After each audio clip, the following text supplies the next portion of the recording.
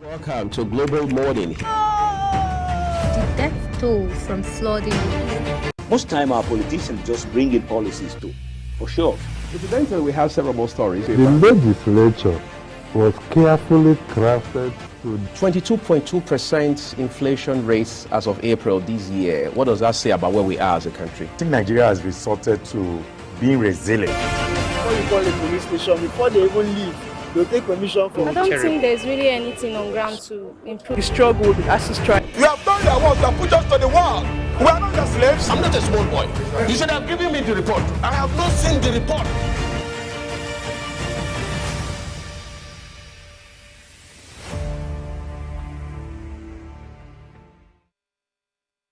Yeah, time check. It's time for Africa's Finest Breakfast Show, and it's the 4th day of April 2024.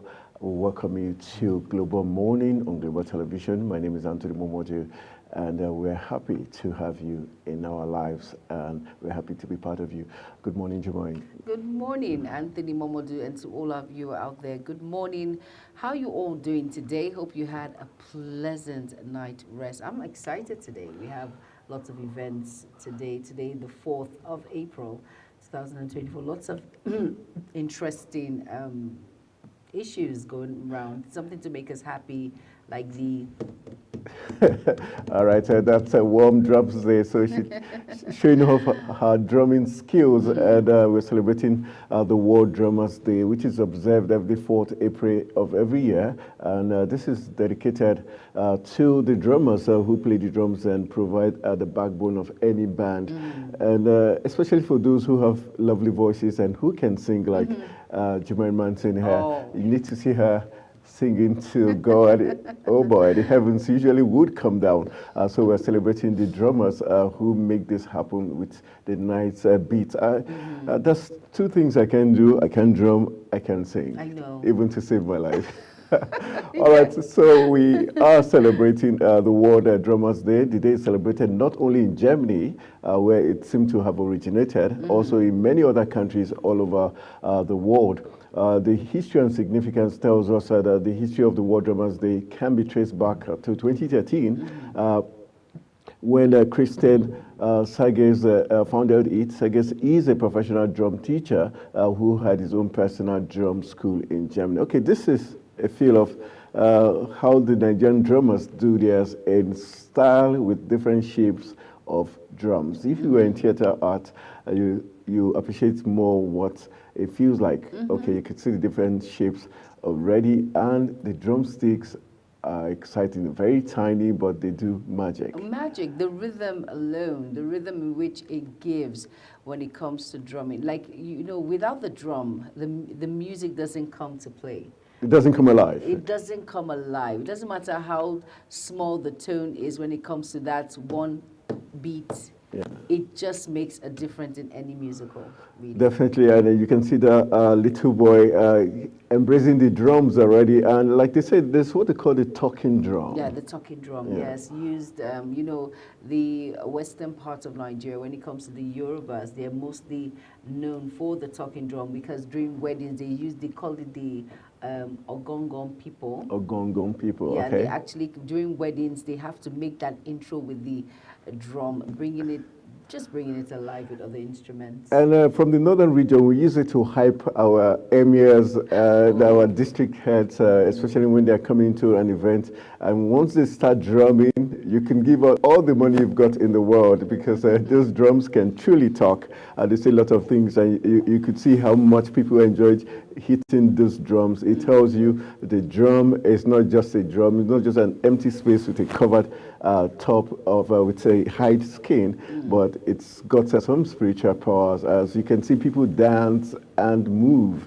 So the drum definitely a very historic instrument. And you know, Anthony, you know, it doesn't matter even if you're not in the mood to do anything when it comes to it talks to movement. Then the drum comes up. It doesn't matter how large the song is, but that rhythm it gives, you find out that you either move your legs, feet, you nod your head, or you nod, or something with your hands to just move along with the rhythm. I think there's a kind of maybe a spiritual tone to it. Yeah, of course. Or it just gives. I think those that this K Guide Club will tell you when they put the palm wine by the side, everything just makes a lot of sense. And like in Africa, we say the gods listen to the talking drum, and it's historic. So we're celebrating the World Drummers Day, and we're hoping that someday, or not someday, in this program, we're going to get the drummers join us to give us more insight.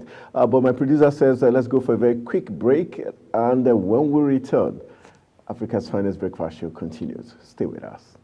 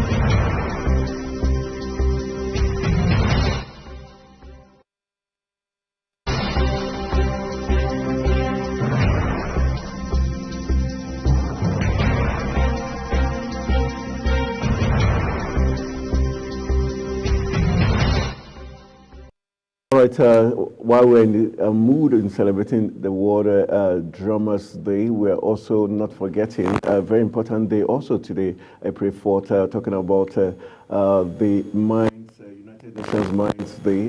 It's meant for encouraging or appreciating those, talking about those who have suffered mines explosions during war, and for us to appreciate the fact that mines are not good for humanity, because most times when those mines are planted into the ground, innocent persons step on it, and voila, explosion happens, and you get people maimed, losing their limbs or their hands. And so the United Nations says mines, explosive remnants of war, and improvised explosive devices continue to cause death and injury, especially in situations of armed conflict like we're already having in the northeast part of Nigeria. On the average, one person is killed injured by such explosive device every hour. Many children among victims, the use of improvised explosive devices has expanded, terrorizing civilians and threatening humanitarian actors and United Nations missions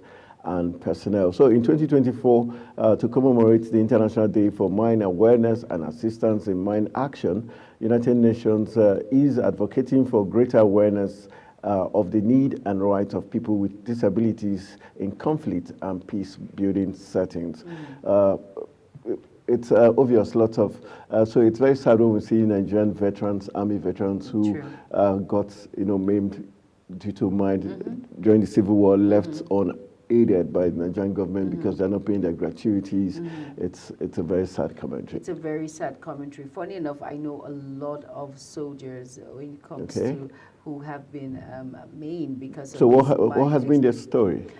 War, definitely. They were in war front. Some survived, some did not survive. They were not lucky enough to survive. But unfortunately, this particular Remembrance Day, it gives them a sense of hope to tell them that we acknowledge what you did for our dear country, Nigeria. You're not alone. We remember you in our thoughts, in our minds also, even if you were part of a mining explosion, unfortunately, at that point. All right, a very sad commentary, but thank God for United Nations. They're doing the right things, and it's time for us to just give you something. I can't wait to always run into the kitchen because there's always something cooking. If you were in the live studios, probably you could perceive text and texture or something. really nice. You know, when you say that texture, It's sticky. not that. Not that. It shows the excitement in your voice when it comes to the segment Taste and Texture. A time I love where food. I Good know, food. everyone knows. In fact, I think the whole world now knows. All right, up next is Taste and Texture. I would not let the cat out of the bag. You just have to pull up a chair, sit back and relax, and let's see what today's recipe brings us. Stay tuned. Hello and welcome to another finger-licking episode on Taste and Texture. I'm Fatimi Abumar. Today we'll be making the Nigerian club sandwich at the comfort of your home. Let me introduce you to this simple, satisfying and flavorful homemade club sandwich that you can put together in a little time. This is the Dongto, where simple meets delicious. Sandwiches are a great way to make healthy, filling meals you can enjoy throughout the day. They are low in calories and can help you maintain a healthy weight. They are a great way to avoid protein and fiber in your diet. They also provide vitamins and minerals. Club sandwiches in Nigeria is an imitation of the regular club sandwiches found around the world. However, it is improvised to suit the Nigerian environment by including ingredients easily found in Nigeria. This recipe is also highly flexible. You can adjust the recipe to serve your family or a crowd of hungry guests, or just your hungry, rumbling stomach in just 10 minutes. And now to the ingredients. Slices of bread, sardine, fresh tomatoes, cabbage, carrot, butter, mayonnaise, 2 boiled eggs, pinch of salt, 1 teaspoon black pepper. And now let's make it. Trim the edge of bread, rice, and grated all veggies and set aside. Mix butter and sardine together in one bowl and set aside. Mix mayonnaise with the veggies together. Mix till well combined. Add the salt and pepper. To make a double-decker club, on a clean workspace, arrange 3 slices of bread in a row. Spread 3 spoons of salad over one side of each bread slice. In another bread slice, spread it with sardine mixture, then cover it with another bread slice. Repeat the entire process with the remaining ingredients to form more sandwiches using a serrated knife to cut each sandwich diagonally into 4 triangular pieces. Each piece should be secured in the center of the pick. Serve with hot coffee or beverages. And now to the nutritional sources. Excellent source of thiamine, excellent source of riboflavin, excellent source of niacin, excellent source of pantothenic acid, excellent source of vitamin B6, excellent source of vitamin B12, excellent source of phosphorus, excellent source of sodium. The nutritional values. Bread is a grain that supplies energy to the brain as well as dietary fiber, B, vitamins and minerals. Sandwiches are a great way to get protein, fiber and other nutrients in your diet. Sandwiches can be a good source of essential nutrients such as proteins, fiber, vitamins, minerals, depending on the ingredient used. That's all for now. See you same time next time for another mouth-watering episode on Taste and Texture. Bye.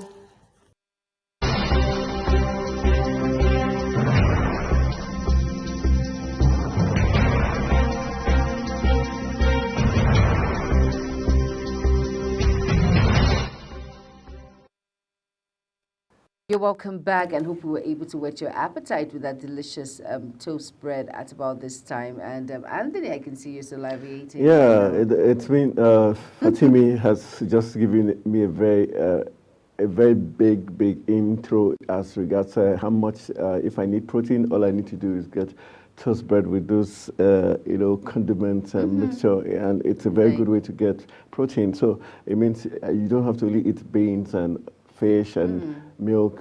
You can also, so that's good, and it looks really delicious. Something good for breakfast, not too heavy. Yeah, it's really good for breakfast. With a glass of orange juice. And then, of course, some of our Muslim faithfuls are fasting at this point. The length was just over with the Easter and all of that. So you can actually have this for iftar with a cup of tea and just to, something light, for the women, something light, but for the men, they need something heavy. Because it depends. You've starved from morning it's to... It's not starving. It's a spiritual process. It's a connection. But I have an issue with that, both for the Christians and Muslims, right? I was told by a cleric that fasting should mean abstaining from something you love most.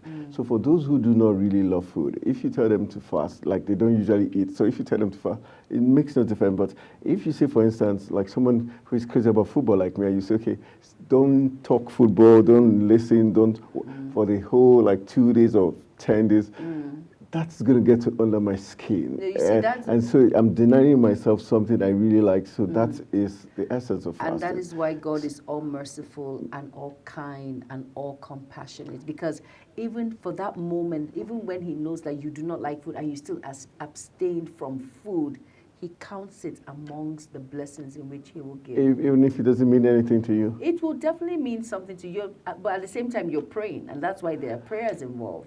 So that's why God is merciful and kind.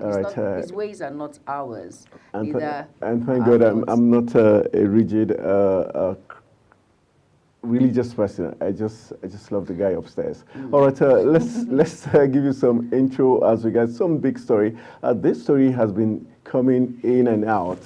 We thought we're not going to see it till the end of this administration, but finally it did come to pass. Talking about President Bola Tinubu on Wednesday passing the Student Loans Access to Higher Education Act and Repeal and Enactment Bill 2024 into law.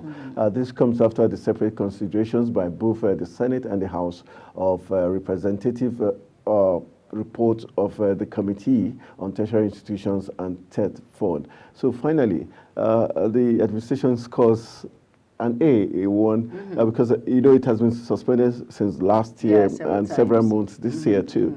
So I think, but the issue is now the implementation, and hopefully, hope the students will be able to repay these loans. That is because with some remarks in which I don't want to mention, so I would not discourage anyone. Some remarks in which I've been getting, they're not really palatable to the ear. I think for me, this is how I see it, honestly. I see it like the chance for the youths to finally get their share of the national cake, because if it's so difficult for... I didn't say that, Anthony. Small and medium-sized businesses to repay their loans. So you're not telling the students who should be 80% focused on his books and academics. Have the means to earn. So I think, but I think it's a good idea, because if you're giving back to the society in this kind of very grand style, I think it's positive, because I think our leaders and other members of the nation have gotten their share of goodwill. So it wouldn't be a bad idea to have Nigerian youths also experience, having support from the government. After all, we have Saudi Arabia, we have Libya in the past, do that to their citizenry, and they never went broke, and Nigeria can't go broke for helping its citizens. So even other advanced countries like United States, Britain also, they do that. Student loans are rampant in all of these advanced countries. So let's just see what holds for Nigerians. We have the tag, we have that perception that Nigerians are corrupt, Nigerians are not straightforward, and all that. But I'm sure it's a new beginning, it's a new day, and we've gone past all of that. We're going to be better and do the right thing so that this student loan can keep coming for others who are to benefit others behind, which is very important. All right, but the government seems a very stylish government. You give with one hand, you take with the other. Now we're talking about the story of the Nigerian Electricity Regulatory Commission, NEC, that has approved the increase of electricity tariff to 225 naira per kilowatt an hour from 68 naira. I'm trying to justify that in my head. 68 naira to 225 naira, and it's not agreeing to make sense. Since yesterday, I've been trying to balance it. I know I'm not really mathematics, but this is not working out. And I'm thinking, Labour has been quiet. Very quiet. I thought they would have been shouting from the top of the roof as of yesterday, 6 p.m. No, maybe sometimes the best approach is a silent approach. Just sit back and watch. Not when you're dealing with the Nigerian government, who only acts when there's a protest, when there's threat to shut down the economy. That's the thing. They only act when there's a protest. Sometimes there are different ways in catching a rat. different ways. Sometimes if the rat knows this particular the federal road, government now in this description. I didn't mention. No, I was just assuming. I was putting it into context. There are different ways in catching a rat. Sometimes the rat knows your. You're taking me back to Delta State. You took money, right? Okay, we are different. Serious. Anthony, be careful. I keep telling you. But the thing is, there are different ways. So sometimes, if the rat knows your technique, if the individual knows that, okay, this rat knows where I'm going with this, I have to change another style. So maybe that's what they're warming up to do something else. So but we truly would like this this dream not to come true from 68 naira to 225 naira. It means you buy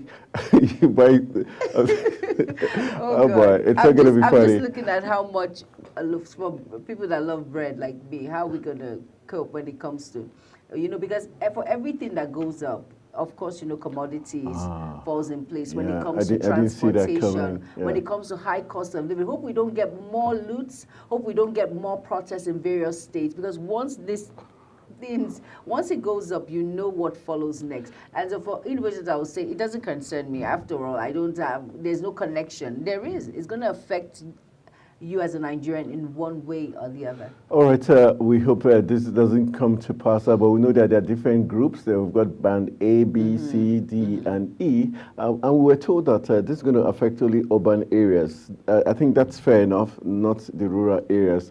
Are you kidding me? But it's better we in the urban. Probably we might just find a way around it, but those in the rural areas is more difficult for them. So I think that's fair enough. We have some very interesting stories. But Anthony, when you look at I know we have some very, but that is why it is so unfair that the government needs to do more, both for the rural and urban areas. So it shows. So what's the rationale behind? Because we consume, the citizens in the urban areas consume more, and 12 million out of 200 million are the ones that consume 40% the energy. I know, but that is why there should be development in some of these places that do not consume electricity and all of that. They need all of these commodities because, one, they're Nigerians. It is their right also. It doesn't matter even if they are in the urban areas. They deserve all of these basic commodities that are given to Nigeria. That is their right. So it's so wrong. It is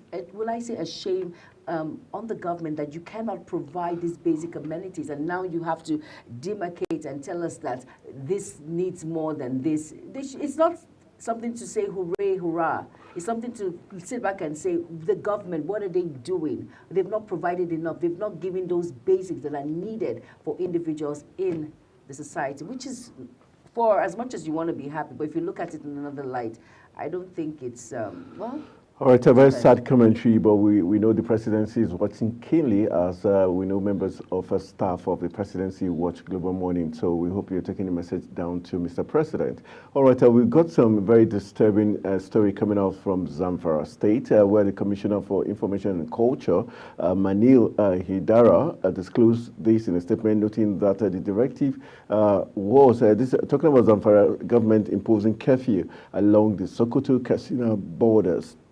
This directive was part of the decision of the State Security Council meeting. The Zamfara state government has ordered the immediate restriction of movement along the state's borders with Katsina and Sokoto from 7 p.m. as of last night to 6 a.m. due to resurgence of terrorist attacks on innocent travelers. The Commissioner of Information, Manil Haidara, disclosed this in a statement, noting that the directive was part of the State Security Council meeting. All right, that's very sad, but I've been to Zamfara. That's where they call the Travelers Lodge.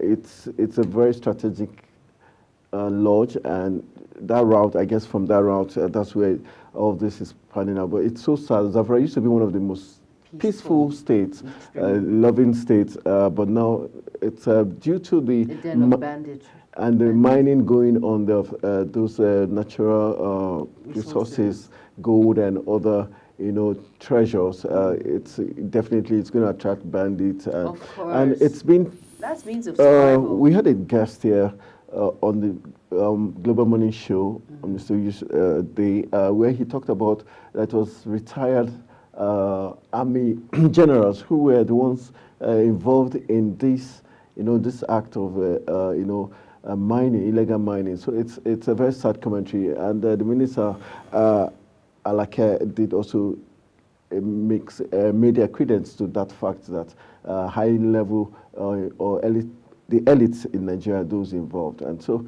we hope that with the new act and everything, it will be brought to an end. But really sad commentary, Zamfara. So in case you're traveling, just let your family members, friends know that Zamfara has put a curfew for those traveling along the borderline with Sokoto State. All right, you've got some little stuff to give to us before the AM News comes to life. Of course, we have different segments when it comes to the Global Morning. We have sports and, of course, business. But let's quickly dive into business news at this point, and then soon after, the AM News continues immediately. Stay tuned. The federal government, through the Nigerian Electricity Regulatory Commission, has approved a hike in the electricity rate for consumers categorized under Band A. This is contained in a press statement by the Vice Chairman of NEC, Musiliu Hussaini. He stated that the tariff hike will result in customers paying 225 naira per kilowatt from the existing 66 naira. He mentioned that these consumers account for 15% of the 12 million electricity consumers in the nation. He further stated that due to the failure to meet the necessary electricity supply, the Commission has moved some Band A customers to Band B. He, however, says the review will not impact customers in the other bands. Nigerian crude maintained its premium status as investors and sold higher than the federal government budget benchmark on oil, as oil traders eyed concern around crude and fuel supplies following Ukraine attacks and Russian refineries and the potentials for a widening of the Israel-Hamas war to more directly including Iran. Nigerian brass rivers and Koi Ibu traded close to $92 a barrel, while Brent crude traded at $89 per barrel. Nigeria Bonny Light also traded at $91.37 per barrel. Nigeria recorded extra revenue of $13.71 per barrel at the current price of $91.67 per barrel, while the country's 2024 budget was based on $77.96 per barrel and 1.78 million barrels per day.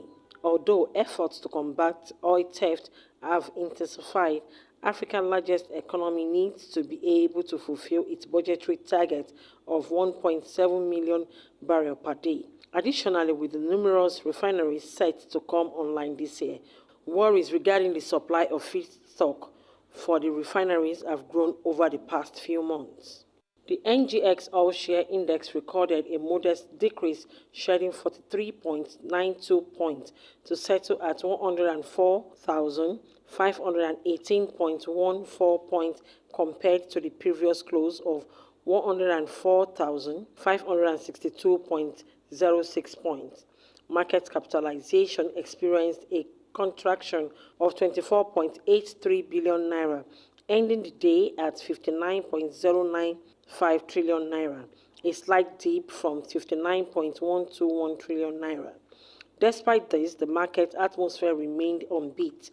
The Prestige and the May Baker leading 23 gainers by each surging 10% in share price. In contrast, the UACN shares declined by 9.82%, making it as one of the notable losers among 17 stocks. GT Company stood out for the monetary value of its traded shares and volume of trade, highlighting the market vibrancy with an increase in transaction of 12,925, up from 10,257 in the previous session. The Comptroller General of Customs rules out that month-by-month analysis further illustrates the service growth trajectory, saying that in January 2024, revenue collection surged by 95.60%.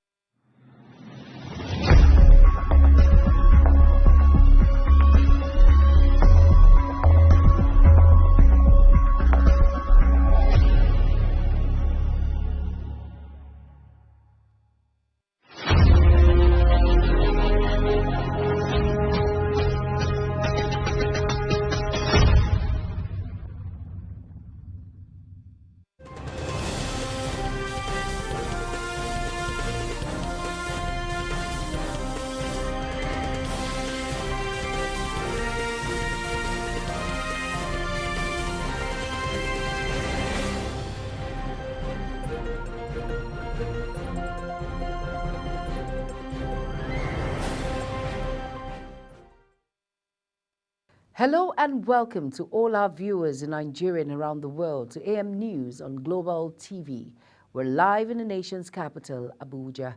I am Jumai Manson. Now the news info. President Bola Tinubu has sent his deepest condolences to the family of Comrade Ali Chiroma over the passing of the elder statesman. Comrade Chiroma was former president of the Nigerian Labour Congress, NLC, and he had various positions within the trade union hierarchy. The president, in a statement by his spokesman, Ajuru Ngelale, sympathized with the Chiroma family, the organized labor community, and everyone impacted by this painful loss.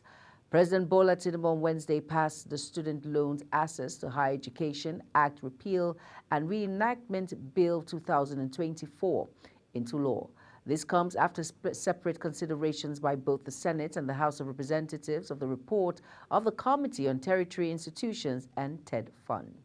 The federal government and International Criminal Police Organization have commenced the process of extraditing a Benin's chief, Nadeem Anjarwalla, who escaped from detention on March 22nd. Security agencies had in February arrested Anjarwalla and the Targan Gamborian, two executives of the cryptocurrency firm, Benas Holding Limited, over alleged money laundering.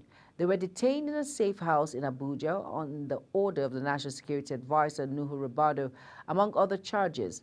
The firm and two executives were arraigned for $35,400 money laundering at the Federal High Court, Abuja.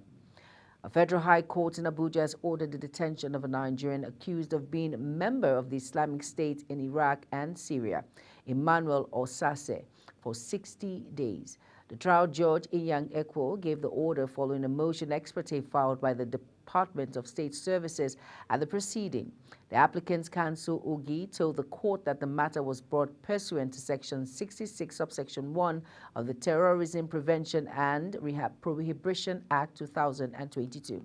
He prayed the court for an order enabling the applicant to detain the respondent for 60 days pending the conclusion of the investigation. The Minister of Education, Professor Tahir Mamon, says security agencies will go after individuals with fake university certificates in the country.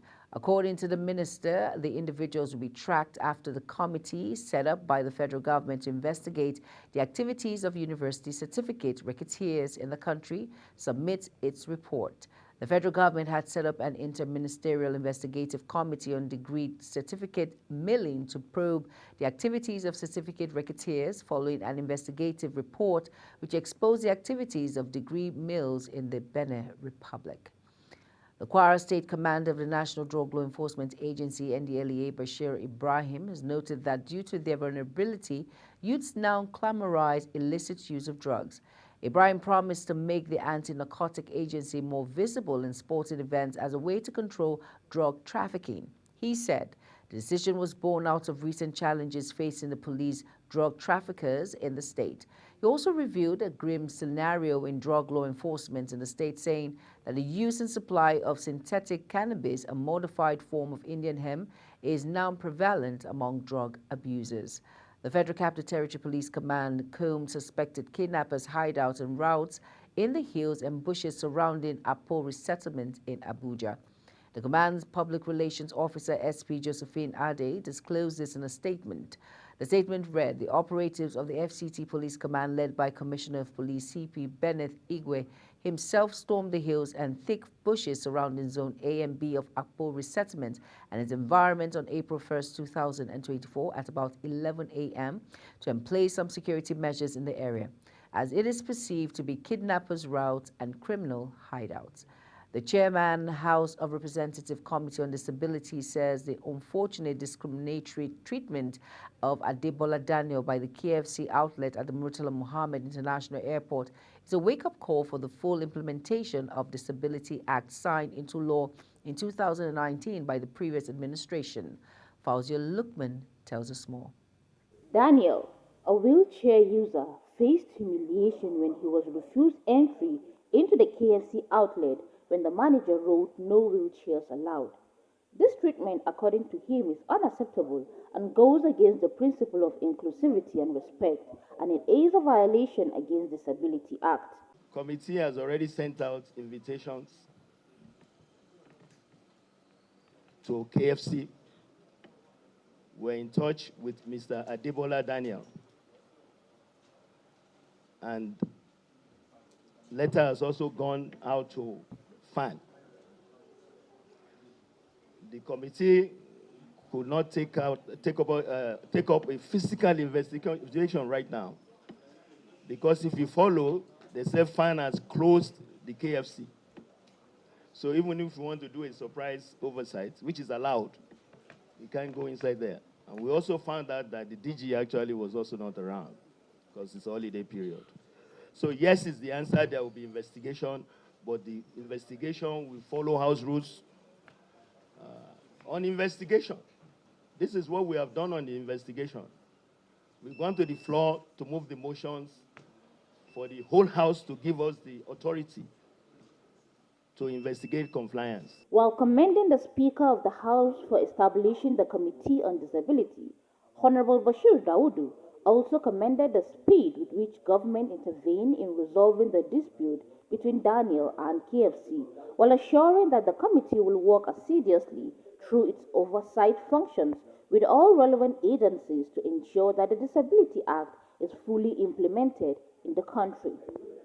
Section 1 of the law, prohibition of discrimination and awareness programs.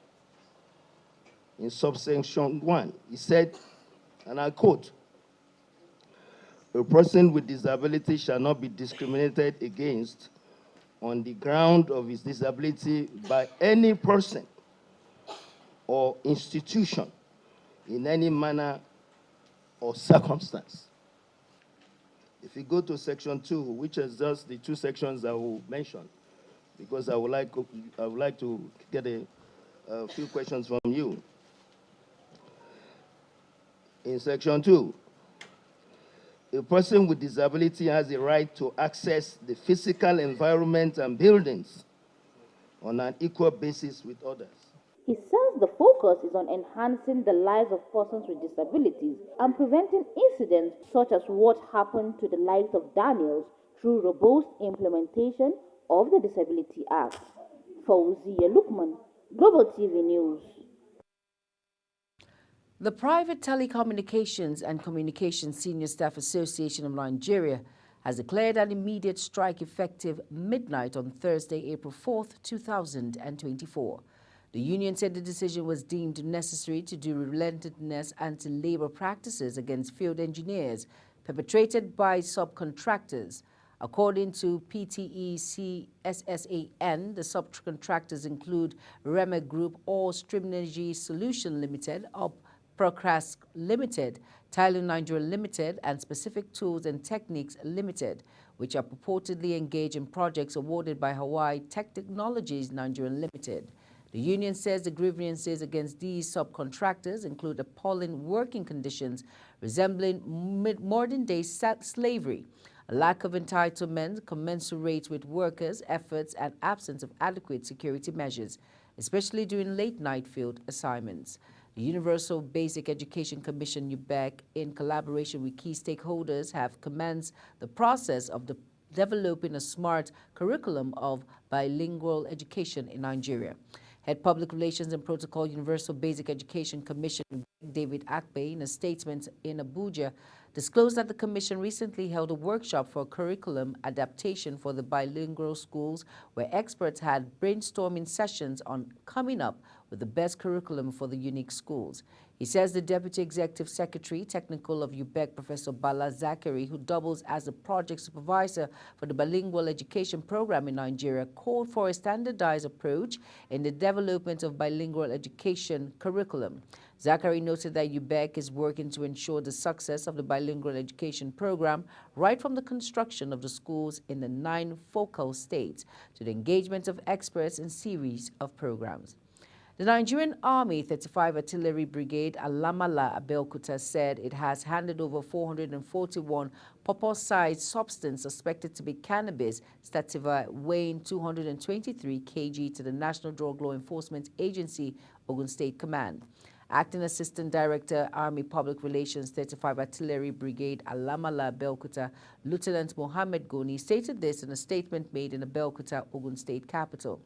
Goni said the troops of the brigade had intercepted a Mazda bus with plate number NRK 622SB conveying the substance to Oduda local government area of the state. He said that the Commander 35 Artillery Brigade, Brigadier General Mohammed Aminu, commended the troops for their effort, urging them to continue to remain vigilant in their various locations. You're watching AM News coming to you live from Nigeria's capital, Abuja. We're on Star Times channel 276. Kindly follow us on all social media platforms using at Global TV and other handles now showing on your screen.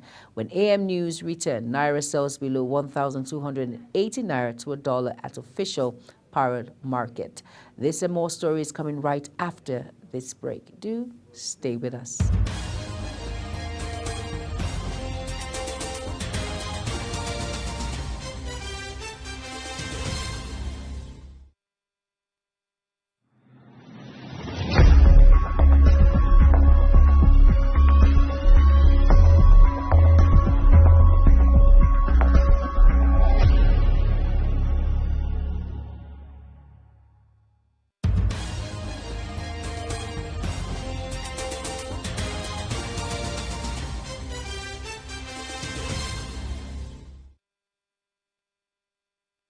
Welcome back, and if you're just tuning in, this is Global Television bringing you live broadcasts of AM News.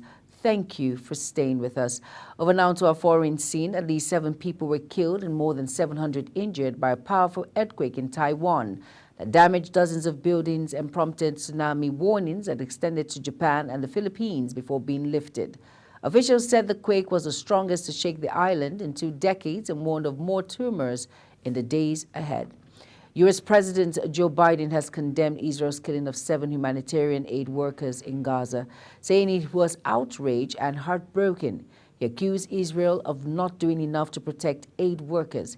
Israel promised an independent investigation after the UK, US, Canada, Australia, and Poland lost nationals in Monday's attack.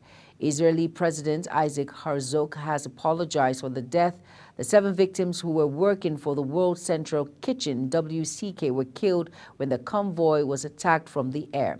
President Biden called for Israel's investigation to be conducted swiftly and said it must bring accountability and its findings to be made public. He says distributing aid in Gaza had been so difficult, adding that Israel had not done enough to protect aid workers trying to deliver desperately needed help to civilians. Biden also accused Israel of not doing enough to protect Palestinian civilians.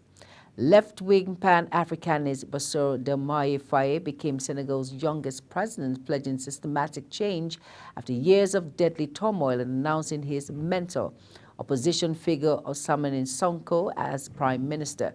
Via 44 has never previously held an elected office. He swept to a first-round victory on a promise of radical reform just 10 days after being released from prison. He took the presidential oath in front of hundreds of officials and several African heads of state at an exhibition center in the new town of Damanadio near Dakar. He then returned to the capital with his motorcade, greeted by hundreds of jubilant residents who lined the roads leading to their presidential palace. In business, the Naira began the new month on a bullish note, appreciating to 1,278.58 against the United States dollars from 1,309.39 per dollar recorded last week. This indicates an increase of 30.81 Naira at the close of trading activity. According to data from FMDQ Securities, the indicative exchange rate for the Nigerian Autonomous Foreign Exchange Market closing below the 1,300 ceiling marks, the first instance since January 26 of this year. The Naira depreciated to a low as 1,615 Naira to a dollar on March 13, 2024. Since the introduction of a slew of forex policies by the central bank, the Naira has gained over 21% on the dollar since March.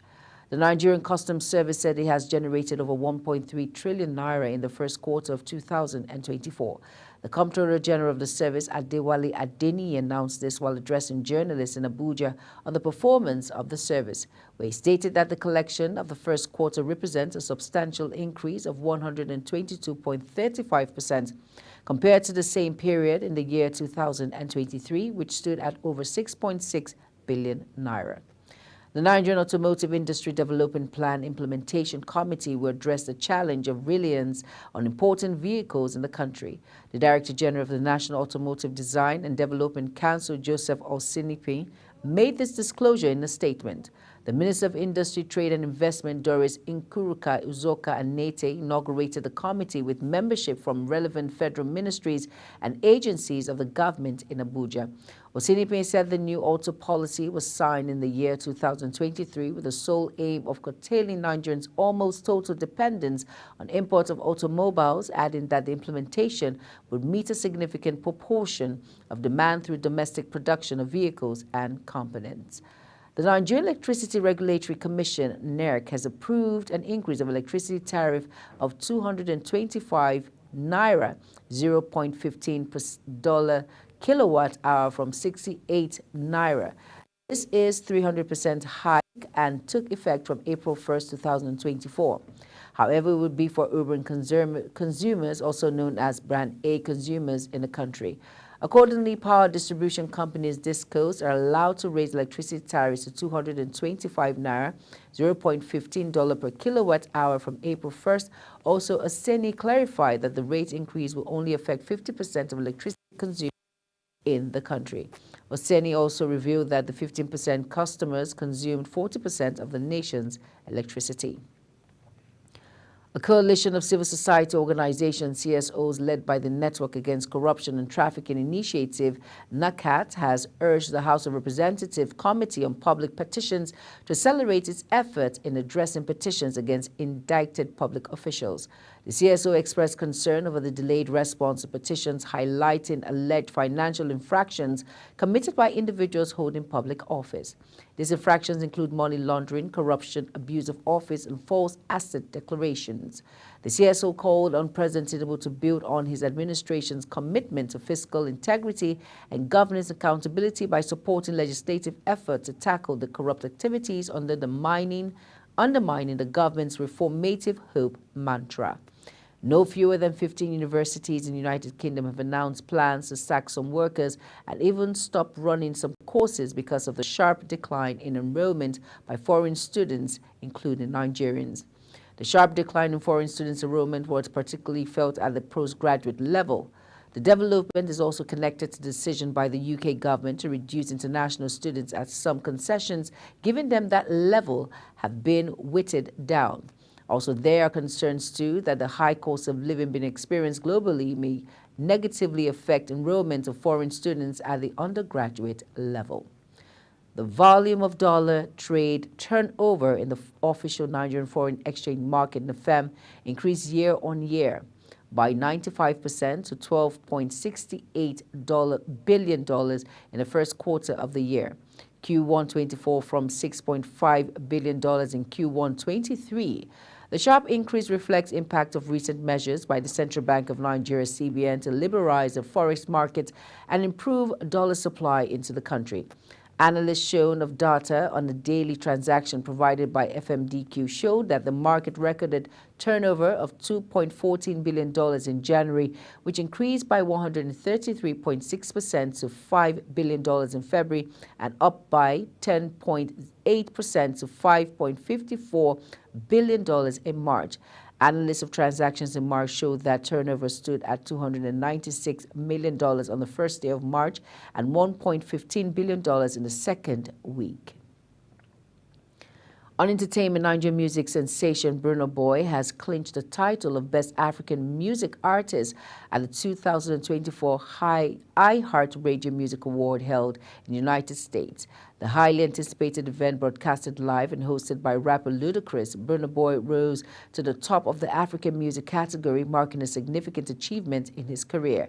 Adding to the Nigerian triumph, Rema track Calm Down featuring Selena Gomez secured the title of Best Collaboration of the Year, further solidifying Nigerians' presence on the international music scene with their wins at the iHeartRadio Music Awards. Burna Boy and Rema now stand alongside fellow Nigerian artists Wizkid and Tems as recipients of this esteemed accolade. Prior to his triumph at the iHeartRadio Music Award, Burna Boy had faced disappointments at several award shows, including the Beat Hip Hop Award Germany, NACAP Image Award, and Brit Award. In sports, ahead of the highly anticipated clash between Nigeria and South Africa for sport at the women's football event of the 2024 Olympics in Paris, a section of fans have expressed concern over the Super Falcons' chances of qualifying for the event following a camp update from the team's social media handle. The two teams, arguably the best women's football squad on the African continent, will face off in a two-legged affair as they battle for one of the two tickets for Africa for the Paris 2024 Olympic women's football event. The first leg of the encounter will take place at the Moshood Abiola National Stadium, Abuja, on Friday, while the return leg is scheduled for the Loftus Versfeld Arena in Pretoria 4 days later. Turkish club Trabzonspor have been ordered to play 6 home matches behind closed doors after violent scenes marred a league game with rivals Fenerbahce last month. The country's football federation, TFF, said 2 Fenerbahce players, Dutch defenders Jadon Oxwarde and goalkeeper Ephraim Khan, were also fined and handled 1-match bans by the TFF's disciplinary board. Osterwald was punished for kicking a fan who had run into the pitch with his face covered. A group of fans invaded the pitch after the final whistle of 3-2 home defeat on March 17th. As we end AM News, let's take a quick look at our top stories again. Tinubu mourns ex-Labour leader Chiroma. Expedite action on petitions against indicted public officials, CSOs urge reps. Fake degrees, federal government awaits probe report threatens culprits arrest. And on the foreign scene, Senegal president named opposition leader Sanko prime minister. Biden outrage over Israel's strike on World Central Kitchen staff in Gaza. And in sport, fans expresses concern as 14 Falcons hit camp for South Africa clash. And that's it on AM News, and it came to you live from Nigeria's capital, Abuja. Remember, we're on Star Times channel 276. Kindly follow us across all social media platforms using @Global TV NG and other handles now showing on your screen. I am Jumai Manson. Thank you for watching. See you again. Good morning.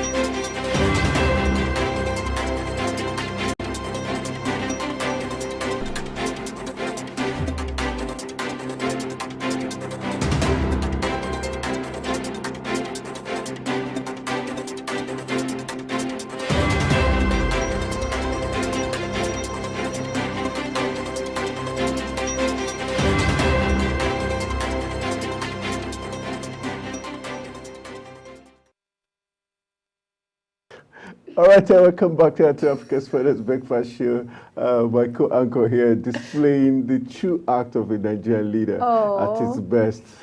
I wish you knew.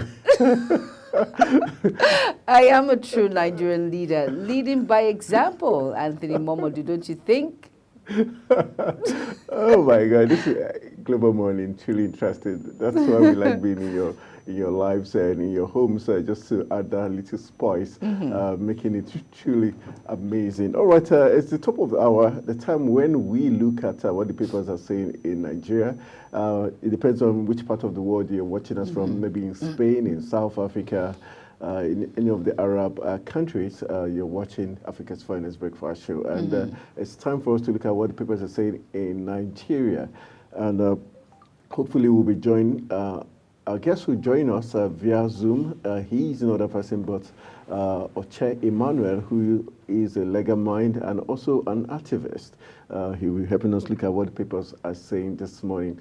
My co-anchor is ready. She's got the papers, and she'll be throwing the first salvo in terms of the first national dailies we'll be looking at this morning. Chimaman saying, which paper are you looking at first? All right, the paper I'm looking at first is the Vanguard. The Vanguard.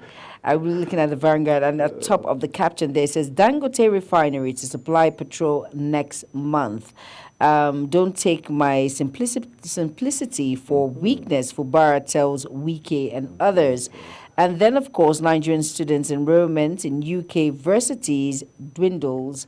And still on the caption, it says, on Do Global, it says APC opts for direct primary recs in 720 million naira.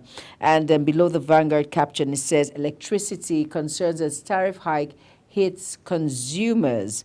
And still on the Vanguard, why residents of Okwama community can't access their homes. That's a statement from the Chief of Defense Staff. And Anthony, I'm sure we have more captions that you want to read out for us.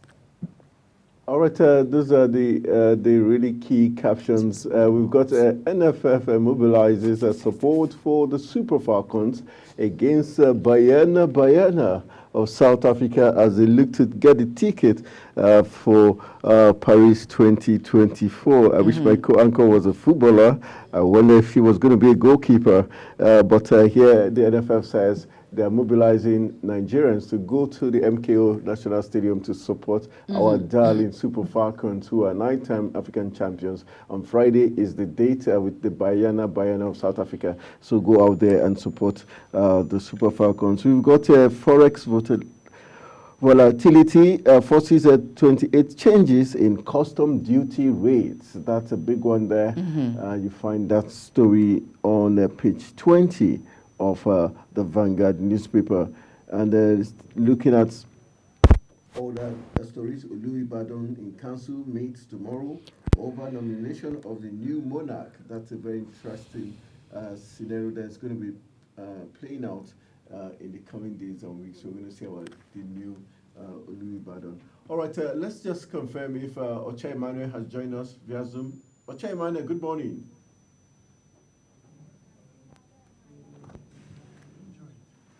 All right, we're hoping he'll be joining. Let's move to the next paper. We've got next. The next paper, we have The Guardian. Let's go over to The Guardian. It says 2 million households to pay 225 naira per kilowatt as prepaid meter may hit 300,000 naira. Wow, that's very high. That's very high. And then, of course, still on The Guardian, we have transparency, eligibility concern unsettled, new attempt at student loan scheme. And we spoke about that on Global Morning. I think it's an avenue. Well, I don't want to say it for youths, especially, well, if my co-host was a youth, I would have said it's a means to cash out. Okay, this just it sounds like how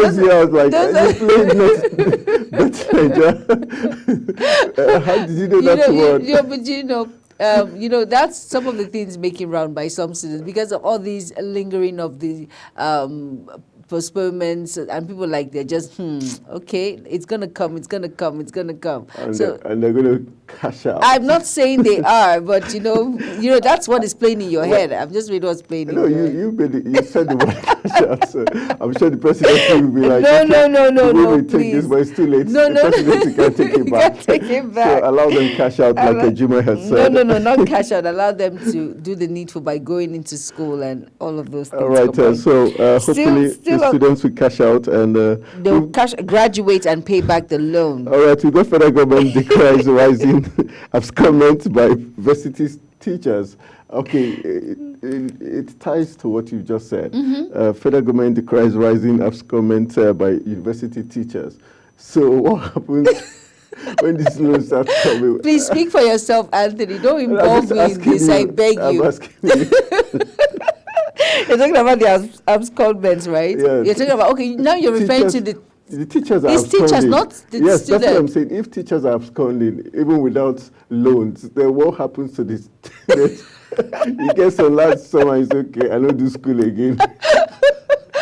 All right, that's on the lighter note. On the lighter note. Oh, gosh, Anthony. And then, of course, still on The Guardian, we have federal. Okay, we've read that. And it says Tinubu Zulum, Buni Mons, NLC ex-leader Chiroma, sad there. And it says 5 years after USSD debt conflict still unresolved. All right, we've got Aburu reportedly escapes assassination, home gutted. That's a very, very sad commentary. Very talking about sad. the Labour chairman. I don't know why politicians don't like giving up power. This someone who has been accused by his own party, told not to, carry out the convention, which I was moved from Abia State to which he did. Nnewi in Anambra, and INEC has said they do not recognize the convention he organized, and his party faithfuls are also against him. Now he's escaping assassination attempt. Very sad commentary. We hope this doesn't end by paying the supreme price, because once attempt is made, that calls for security agencies to do the needful and safeguard another life. Another caption here says, man nabbed over alleged abduction of housewife for sexual pleasure in Osun. I don't understand. That is his wife. So how can he abduct his wife? It's possible. There was no consent. Maybe he held her without her will, and she said no. We're in Africa, we're in Nigeria.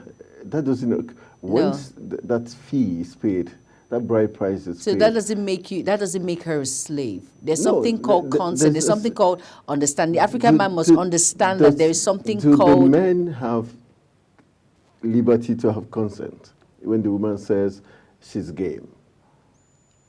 It depends. Why now? Why would it change when it comes to the man? Because sometimes a woman will do so much. The men do nothing? No, not that. There's just so much, as in when it comes to the home front, when it comes to children, when it comes to... I think when people get married, they say two become one. That's why there should be understanding. There's no abduction in it. And we were told that you do not deny your partner the rights, because your body is his body is yours. So I've heard you. Yeah, so I think the only rule I know changes is they say his money is our money, my money is my money.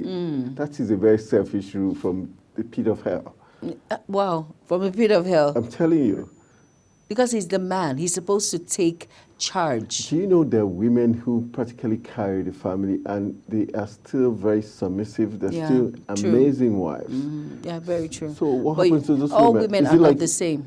No, those are the good women. The other women are not good. Oh, why would you say women are not? Do you know this? Do you know? Let's not go into it. We'll talk about this off camera. But sometimes a man brings out the, the beast. Okay, in so the woman doesn't bring the beast out in a man.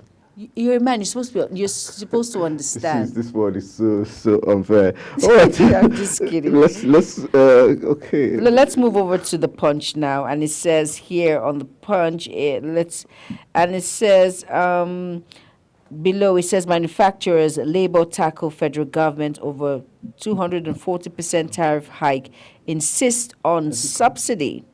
And still on the Punch, Delta bloodbath, surrender like Okwama monarch, CDS tells suspected killers.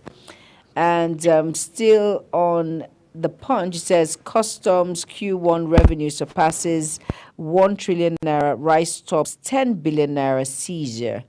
And here it says steady donor supply pushes naira to 1,262 naira to a dollar. All right, we've given you some of the headline stories. We're still with the Punch newspaper. Let's get our guest in the person of Oche Emmanuel, who is working out somewhere in the Federal Capital Territory. I guess he's in the courts, badminton court, but we'll get him out there to help us look at what the papers are saying this morning, so that we can get a very balanced analysis from the legal perspective and activist perspective.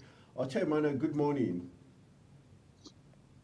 Yes, good morning, please, presenter. All right, I'm here with my co-anchor, Jimmy Manson, and we're pleased to have you join us, even though you're doing working out some exercise at the badminton court. Good morning, Oche Emmanuel. Morning, presenter. All right, let's begin with what the Punch is saying this morning. Some of the big stories making the rounds from the Punch newspaper. We've got one of the stories. Yes, and it says diesel price drops as Dangote sells 1,225 per litre. Surprise petrol May. What's your take on that particular headline? Do you think it's a step in the right direction, and do you think it's going to maintain that balance and not drop? Well, thank you so much. First of all, I'd like to congratulate Dangote for his giant stride in the oil and gas industry. He's making Nigeria proud. Unfortunately, I don't see how he's going to sustain this supply, and whether the price is going to continuously be on the downward progression. For us, the government is trying to do everything possible to make Nigerians earn Nigerians' confidence in the fact that their policies are going to work out, their policies are sustainable, their policies are good. But I don't see how that is going to mitigate the suffering of the people. Yes, Dangote has taken up on a goods label. How well is he going to sustain this? How long is he going to last in the supply of diesel, AGO and PMS? I think the whole euphoria about the supply and the reduction of AGO, in my opinion, and to the best of my economic analysis, I think it's not going to survive the test of time. Because the government and those the power block in the oil and gas industry are going to do whatever is necessary to ensure that they keep frustrating him from doing the best that he can do to reduce the price of AGO and PMS. Don't forget that even with the expected supply of AGO in South Sudan, the price also came down day before yesterday. So you can see that our neighboring African countries are also feeling the wave of Dangote supply. But how well is he going to sustain this supply is the question that bothers the minds of Nigeria. And whether the cabals within the oil and gas industry are going to allow him to sustain this momentum is another issue that we have to worry Nigerians. Tackle federal government over 240% tariff hike, insist on subsidy. Now, what's your take on this particular caption when it talks about manufacturers, labor, and tackle federal government over 240% tariff hike, and of course, insist of subsidy? What's your take on it? Electricity. Well, subsidy removal on most major projects in Nigeria is something that we cannot run away from anymore. Only 2 years ago, the tariff on electricity distribution was also removed. And so it's going to be for many other consumable productions. The Manufacturers Association, yes, they are pressure group. They are expected to speak on behalf of consumers and, of course, their members. But the federal government is head-bent on going ahead with removal of subsidy on some of these major consumables. So I think they also have to be patient with the federal government that have decided to say that it is no longer business as usual for most businesses. If subsidy removal is going to ensure that we have rapid development in Nigeria.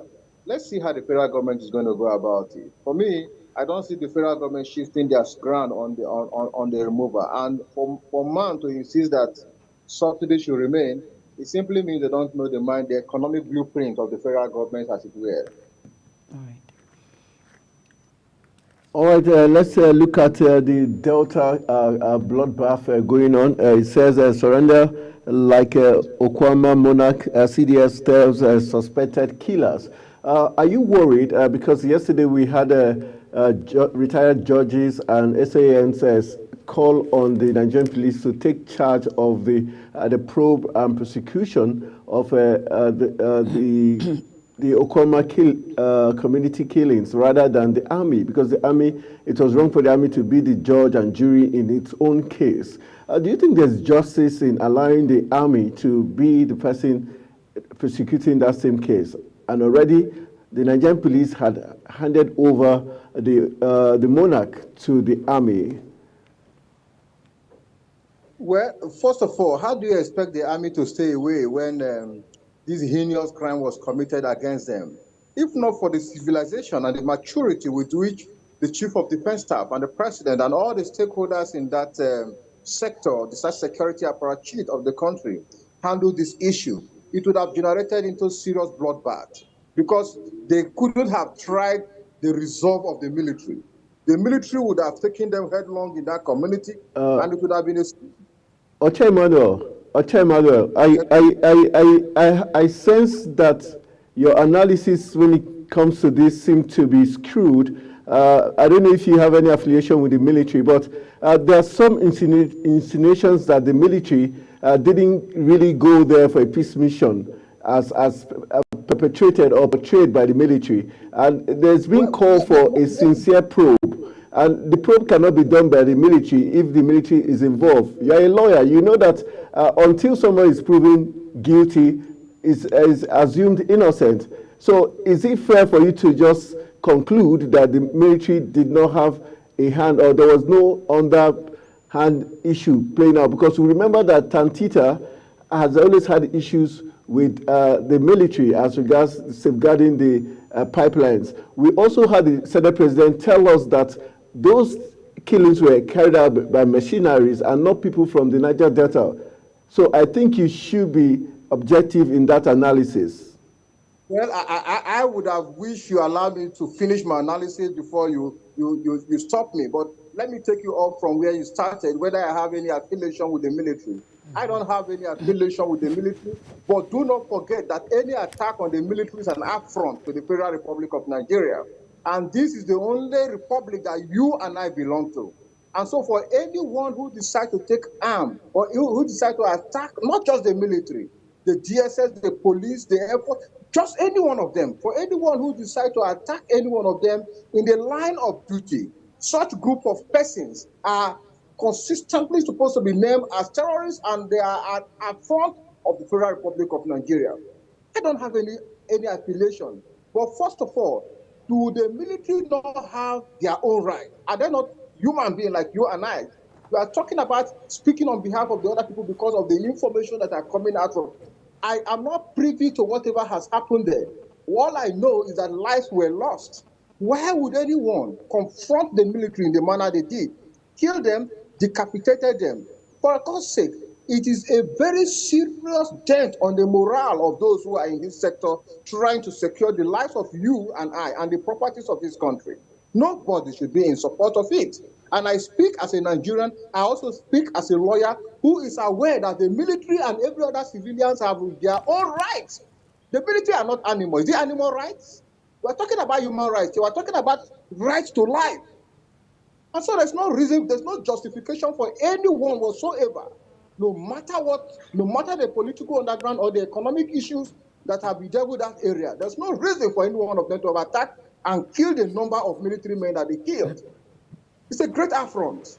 And I must thank the CDS and all other stakeholders in that sector for managing this affair. We know what happened during Obasanjo's regime in Odi and Castinala. It would have been a different thing altogether as we speak. So I speak not emotionally, but truthfully as a Nigerian. Well, having said that, Okay, as vexed as the military is, we wonder that if such, zeal could be used in the fight against this Boko Haram, who have also maimed our military and killed our military, I think we would have gone further than we are right now. So much is being done in that area. In the northeast, where Boko Haram appears to reign supreme, the military are dealing with them on a daily basis. And it is not for the military to go to the media and begin to announce.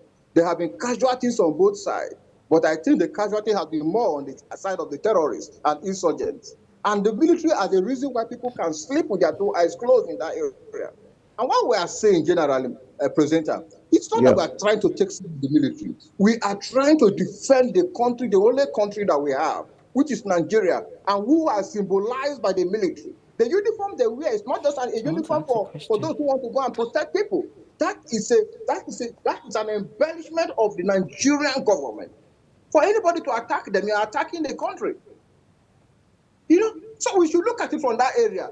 Boko Haram, they are doing their best. Of course, you know what has been happening in that area. The energy, the intellect, the kinetic system that they have used in trying to curtail the excesses of Boko Haram, everyone knows. But it is not for them to come to the media and analyze what they are doing all of the time.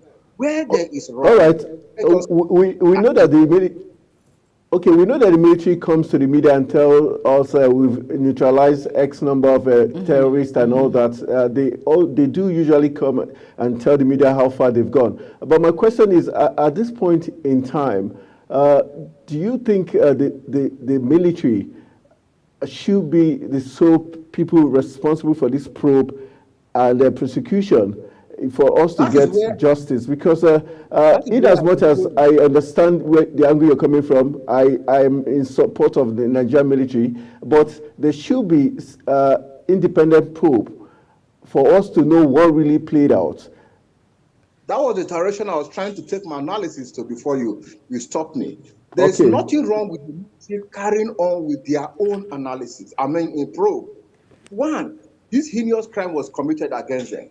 They can go ahead with their probe, but that does not stop the federal government from constituting an independent probe panel to look into the remote cause of this issue. What reports are going to be merged pari passu to enable the federal government take a very informed decision on this matter? Of course, in law, there's what we call a number judice in Kosaswa. You cannot be a judge in your own matter. Case. But the military be the probe, for the military to probe the incident, take decision, and act on that decision will not serve our social justice system. But we are saying that does not stop them from doing their own independent probe.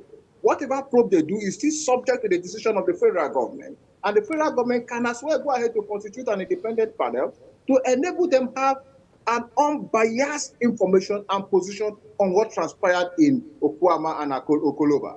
That is what I was trying to suggest. But that you should extricate the military from this probe is like telling me you have beaten me and I should close my mouth without crying. It is very unfair. All right, well said by Uncle Jumai. All right, let's wrap up. Let's wrap our discourse up on the paper review segment. Let's look at on the foreign scene. U.S. helps as 9 die, 1,000 injured in Taiwan earthquake.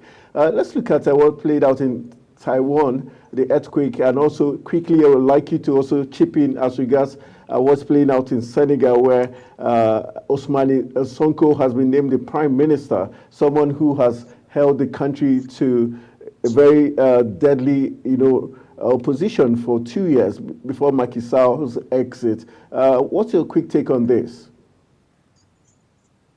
Well, Senegal is a leading discussion in African politics and in fact, the world over, especially that they were able to elect a very young president, the youngest elected president in Africa.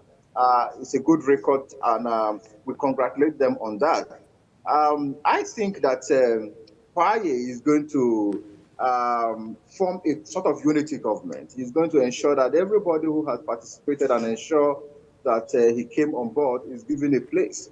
And as a young person, by the way, he has to leverage on the experiences or some of the veterans who have been at the forefront of the political activities in Senegal. So the appointment of Ban Sonko as a minister is a welcome development in that he has been able to participate actively in the political development of Senegal. And such opportunity will give him the ample chance to live his dream in the government.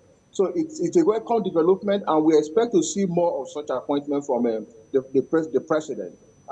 We hope that someday in Nigeria, in our lifetime, such a youthful president will be elected to the glory of God and the benefit of Nigerians. What we have now, where octogenarians and nonagenarians and septuagenarians are the ones who are coming into office, is a far cry from what is expected in this era of our life. We think that Nigerians need to take a cue from Senegal on the issue of earthquake in Taiwan. You know, in that region, these sort of things are common thing. Sure. I've not been able to totally get it right. And when things like this happen in law, we call it an act of God. These are things that nobody can stop except God himself. We commiserate with them. We condole with them over the loss of lives and hope that they will be able to detect such thing early enough and avoid such location when signals are given to them. All right, Chair Emmanuel, it's always a pleasure having you on the discourse, and we like the fiery approach you take, and you're very determined and just analysis of every issue on ground. Thank you, and we hope in the coming days we'll be having you join us live in the studios. Thank you so much, Chair Emmanuel. Thank you so much, presenters. Good morning. All right, enjoy the rest of your day.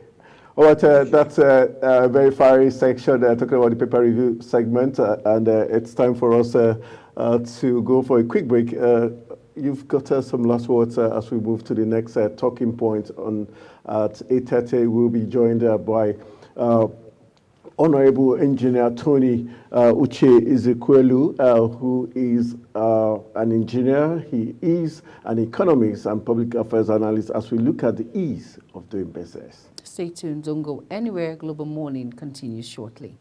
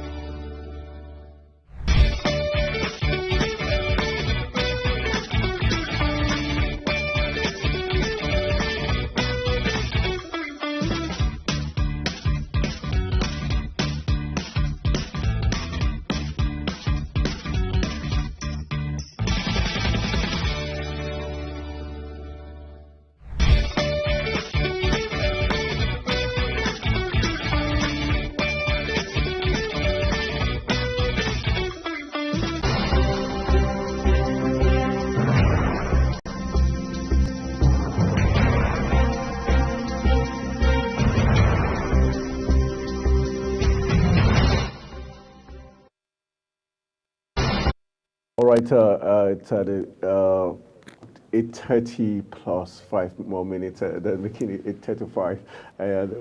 We'll be talking about the ease of doing business, the challenges foreign and local investors face. That's going to be our talking point this morning, and hopefully we'll be joined via Zoom by Honorable Engineer Tony Uche-Ezekwelu, who is an engineer, an economist, and a public affairs analyst, former Anambra State Chief Whip, House of Assembly, will be joining us in the discourse. But for talking about ease of doing business, we know that local investors and foreign investors do face some challenges when they make attempt to invest in Nigeria.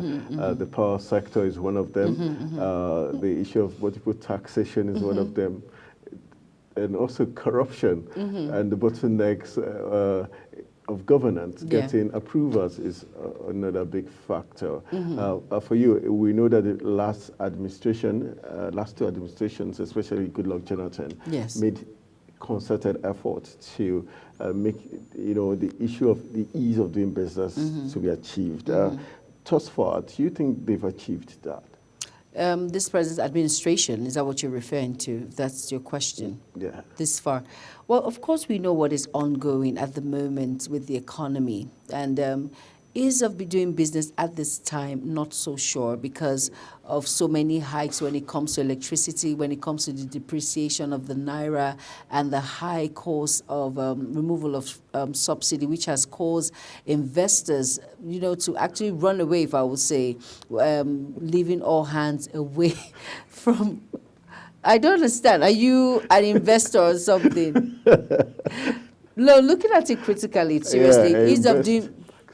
Okay, so the thing is, the ease of doing business is sometimes it's really worrisome at this point because most stakeholders do not find it easy. Most investors are not finding it easy at this point.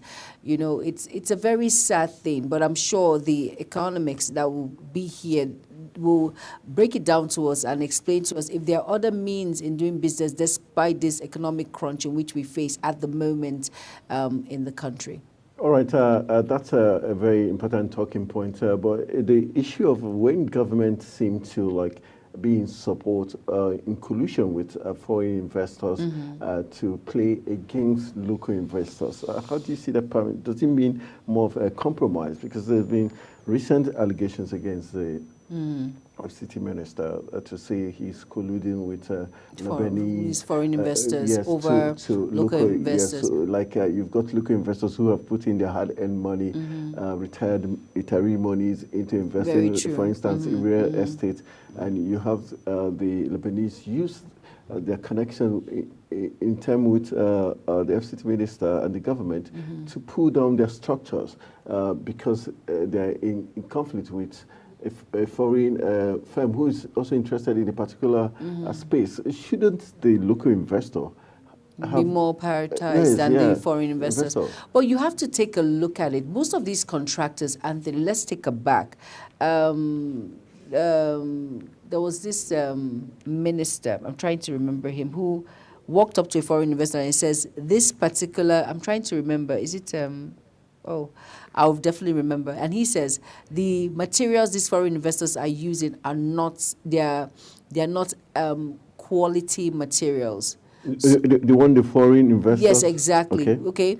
There are two sides to a coin. Sometimes the Nigerian contractors, they go for lesser materials because they want to make more gain. Now, we're looking at things that has to do with quality, standardized materials when it comes to building, for instance. You know how it is and you know how it works. Sometimes the foreigners bring in more value than the local investors.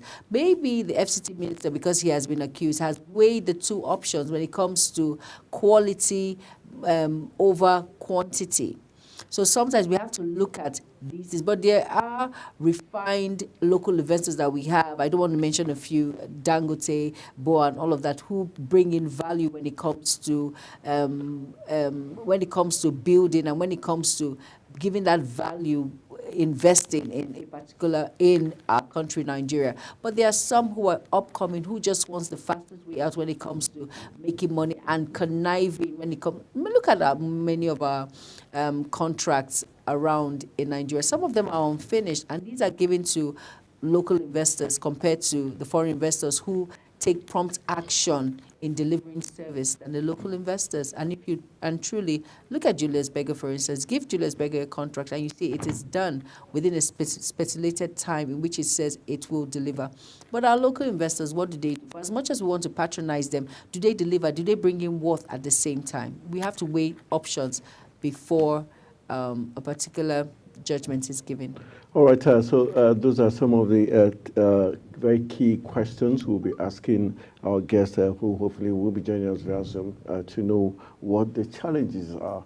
And at points where it looks like the government is not backing local investors, why are they not doing that? And what should be done to better the lot of local investors? But before you I wanted to use the word scamper, but before you step out of the studios, let's also look at in terms of actually, yes, the private foreign investors might have an edge in terms of equipment, technological know-how, and all that. Of course. But how best can we help our local investors to up their ante? Because China did it at a point. They shut the international community out, built on what they had, and better the skills of the skill set of their investors, local indigenous manufacturers, and all that. And if you remember, there was a time where every product that didn't look nice, we call it China,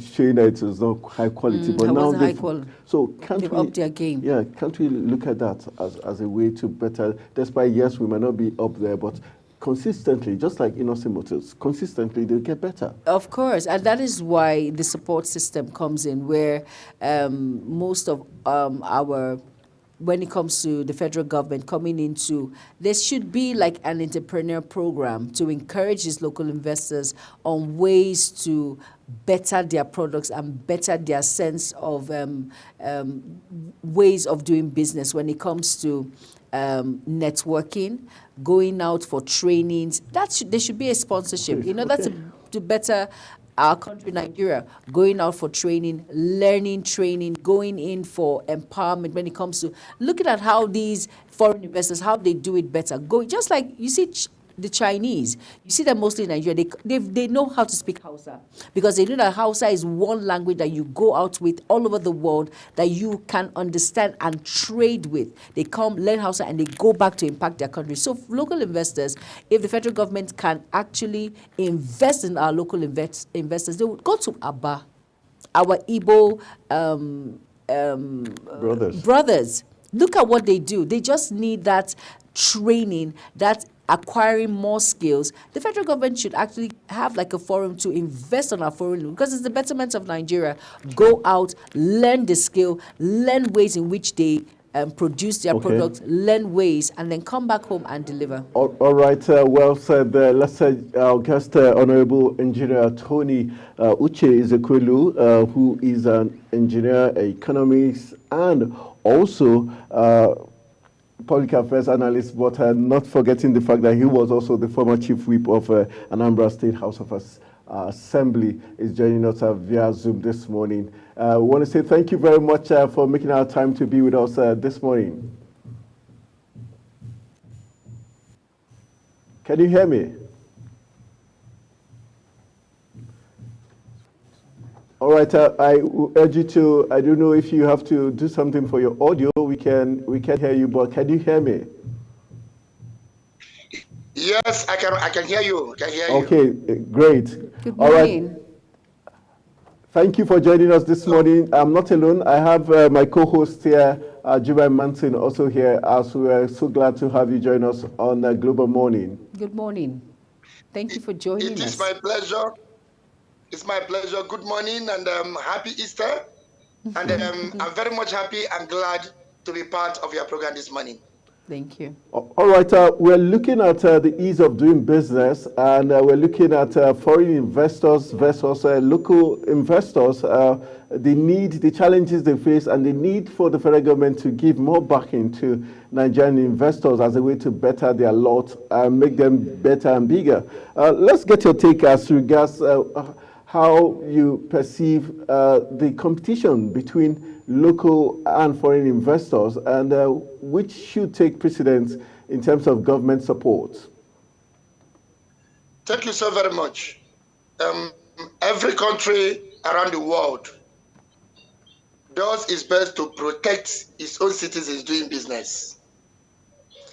Anywhere around the world, every civilized society, every country gives precedence, support, every type of support to its local investor, because your strength lies in the local investors.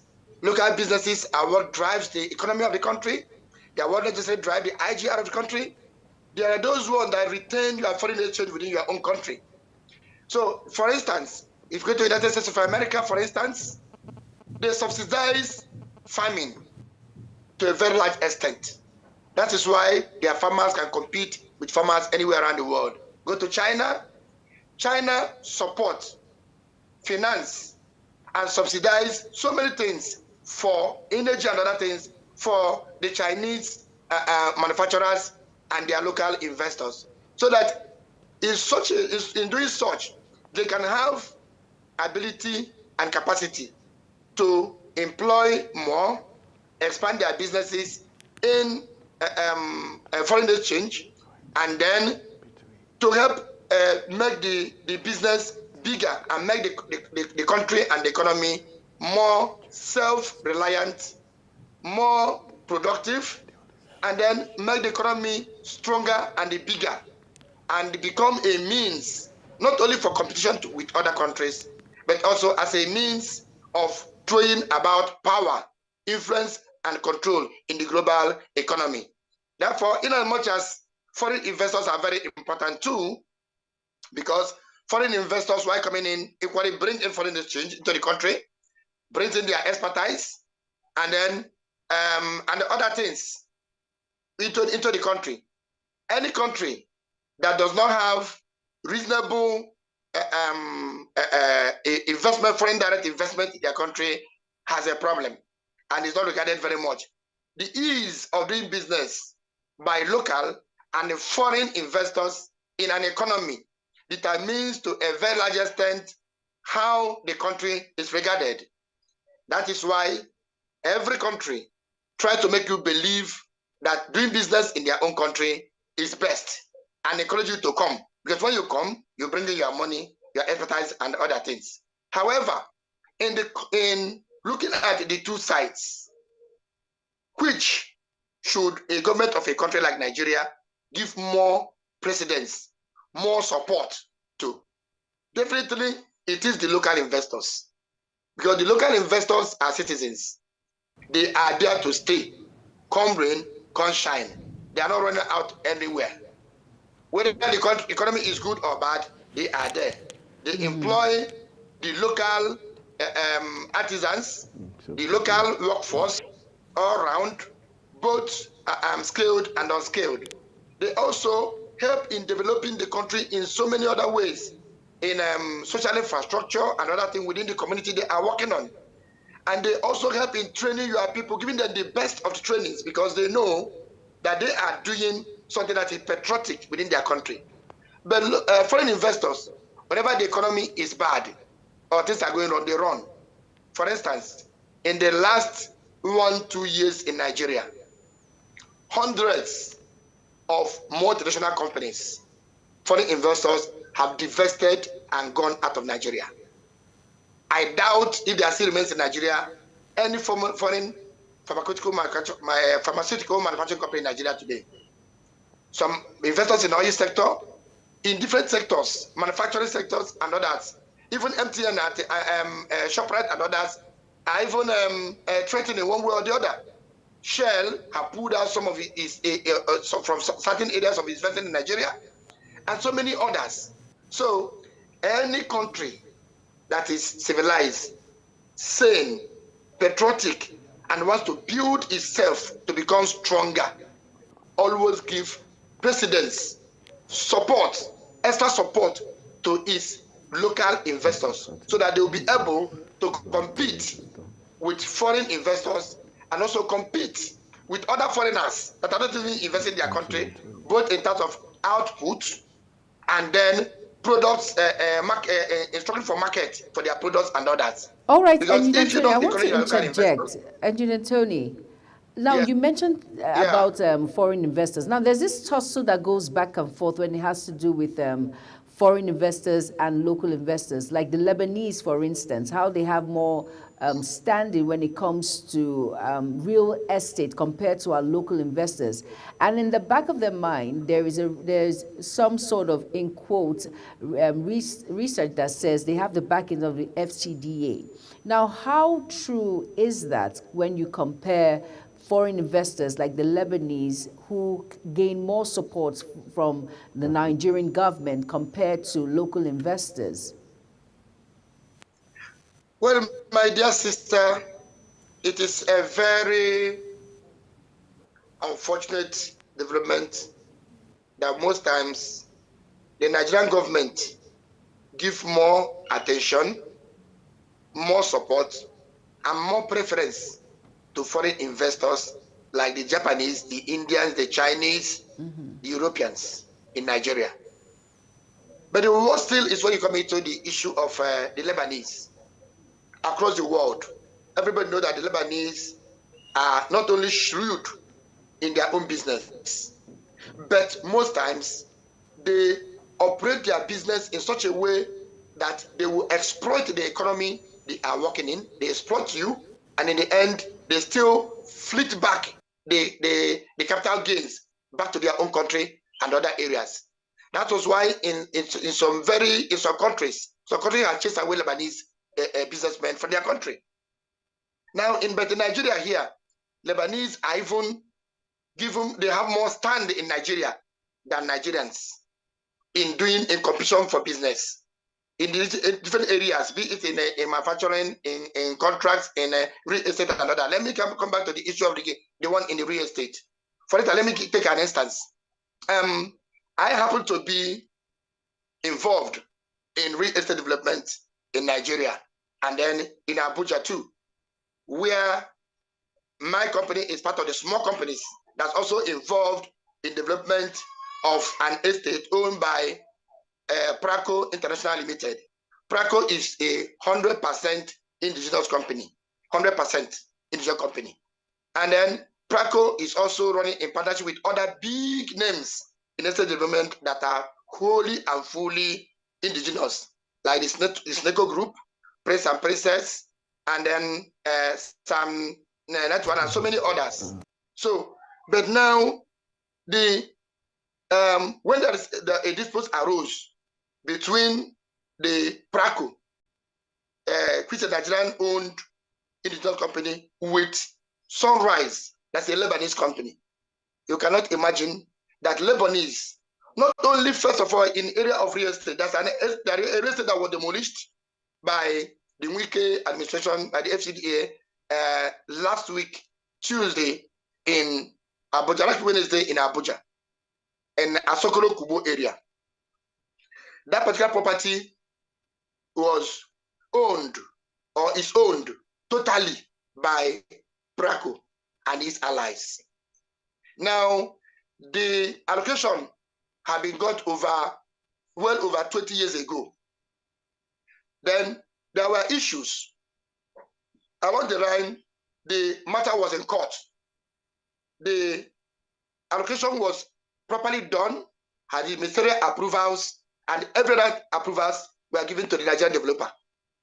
Now, along the line, they had some issues that brought in both the EFCC and others. They went to court.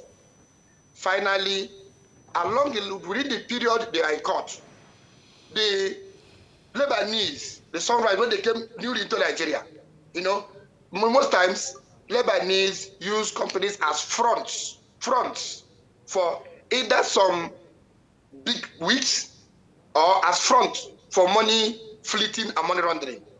That's what they do in most. That's why in most countries they've been dealt with like that. But in this case, during the time of El-Rufai, you know, this company came along and they encroached into the property that was being allocated for development by Praco. And that particular matter was still in court. Then they now manipulated their system within the Federal Capital Territory Administration, and they went and cut off part of that plot that is in court, that's under contention between the real owners with EFCC and others. Then they illegally did this and cut off without even revoking the titles that Praco, the original owner, already has over the properties. Official, credible titles. Then the matter went to court. By the time the court resolved the matter years after in favor of Praco against the EFCC, they even went to appeal court. It was knocked out. Then the court now ordered the FCDA, the FCT authority, to reissue and release all the documents of the properties back to Praco.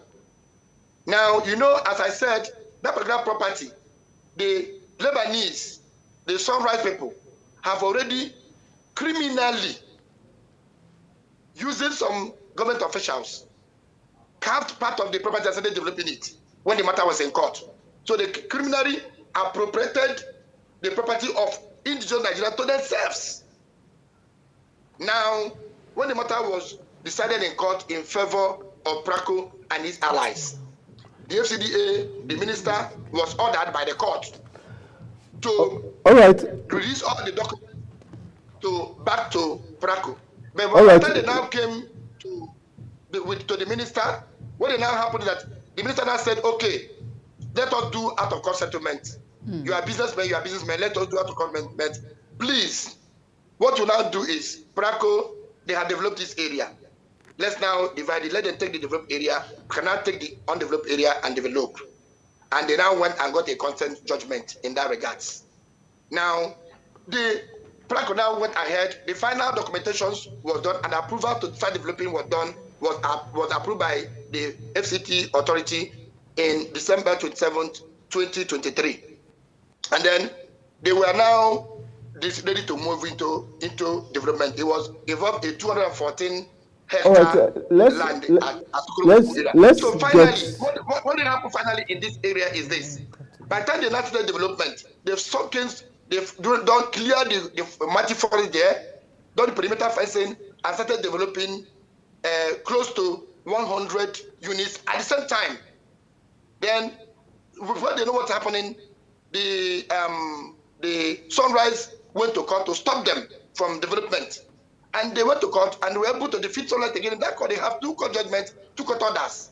Then the FCDA under...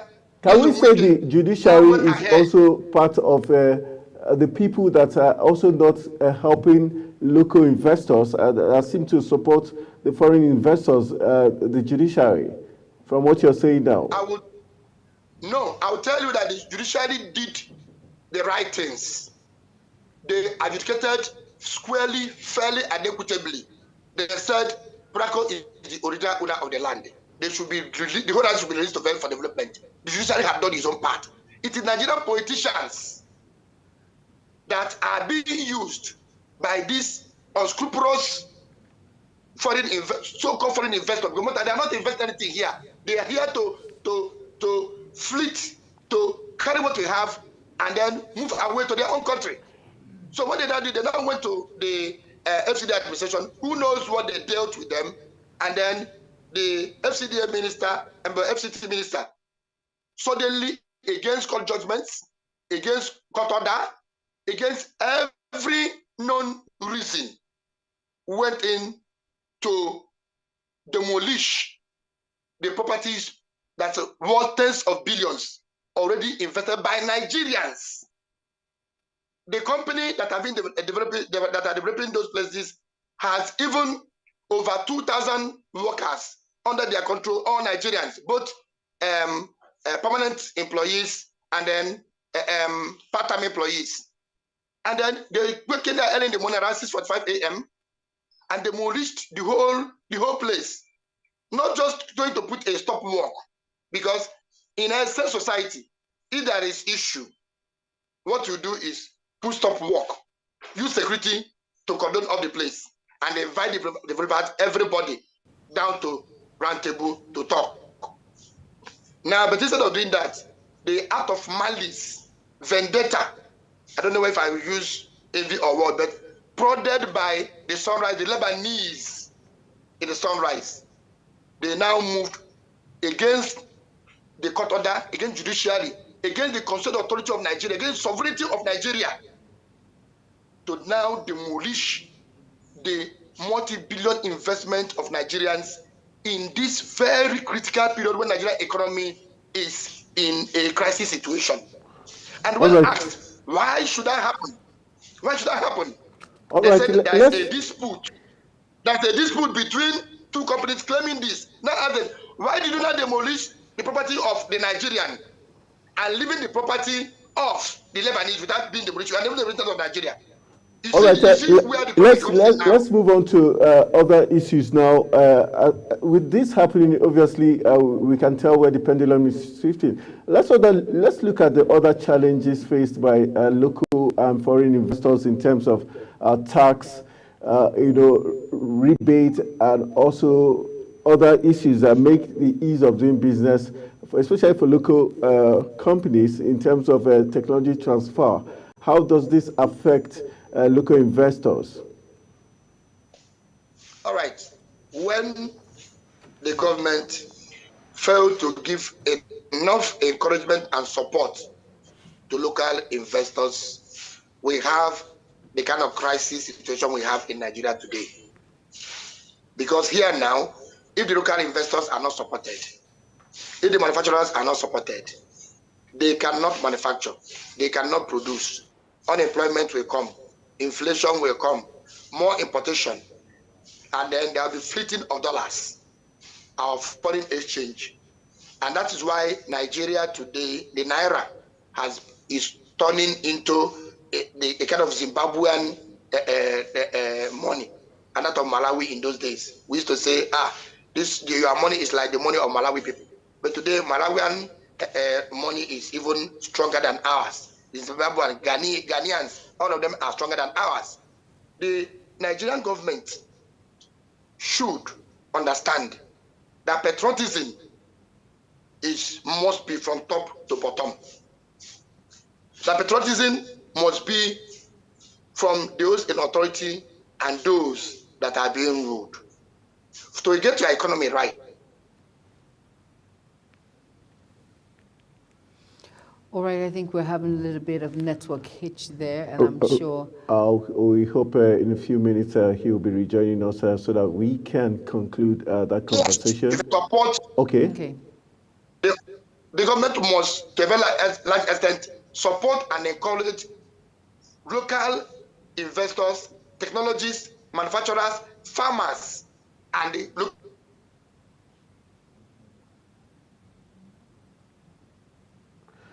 All right, he has said so much.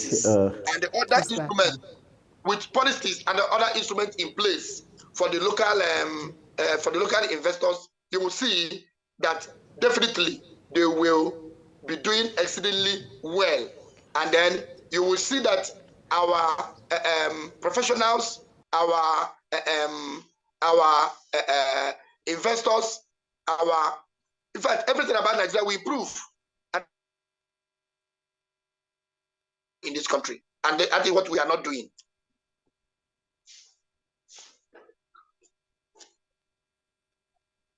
Engineer Tony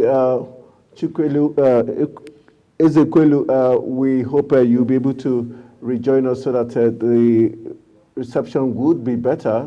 We've got 3 more very valid questions in order for us to get a full, clear picture as regards the challenges local and foreign investors go through in Nigeria as we look at the ease of doing business. We hope you're going to join us in a few minutes or so. But just to let you know, if you're just joining us on Global Morning, Africa's Finest Breakfast Show, we will also be having as our guest in the course of the program, we'll be having the drummers as we celebrate the World Drums Day. Drummers Day, and we've told you a lot about how important the drum is. We've got the talking drum. It's like Juma said, it's got a spirit in it. She was part of this. I didn't say that. You said that. You said that. You said there's a particular spirit in it. I said there's a beat it gives. There's a beat it gives. All right.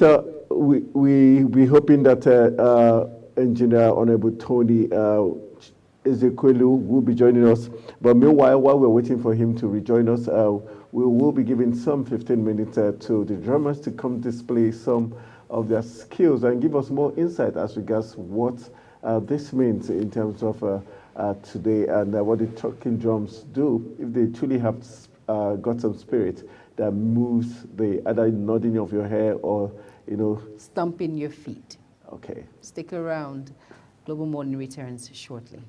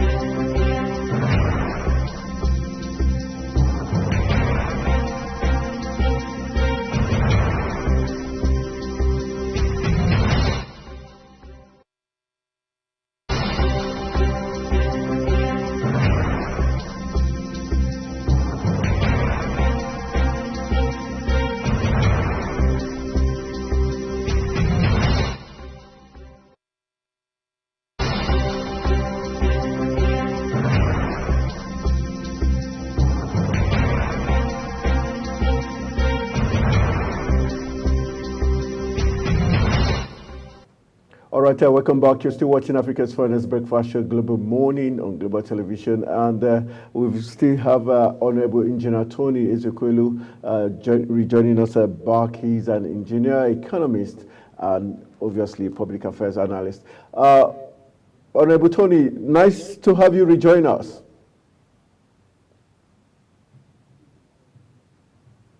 Can you hear me?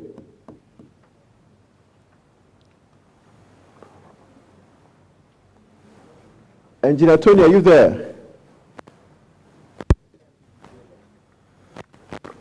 Can you hear me? All right, I would like you to, probably your mic is mute. Can you unmute your mic?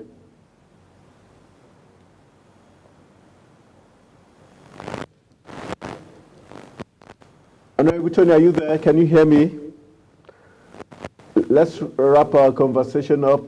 We've got just two telling questions for you to give us as regards the challenges faced by local and foreign investors, especially with the hindsight you've given us concerning what played out in the FCT and how it seemed like the government seemed to take sides with foreign investors rather than local investors who create employment and also ensure that there's no capital flight in the country. Mm-hmm.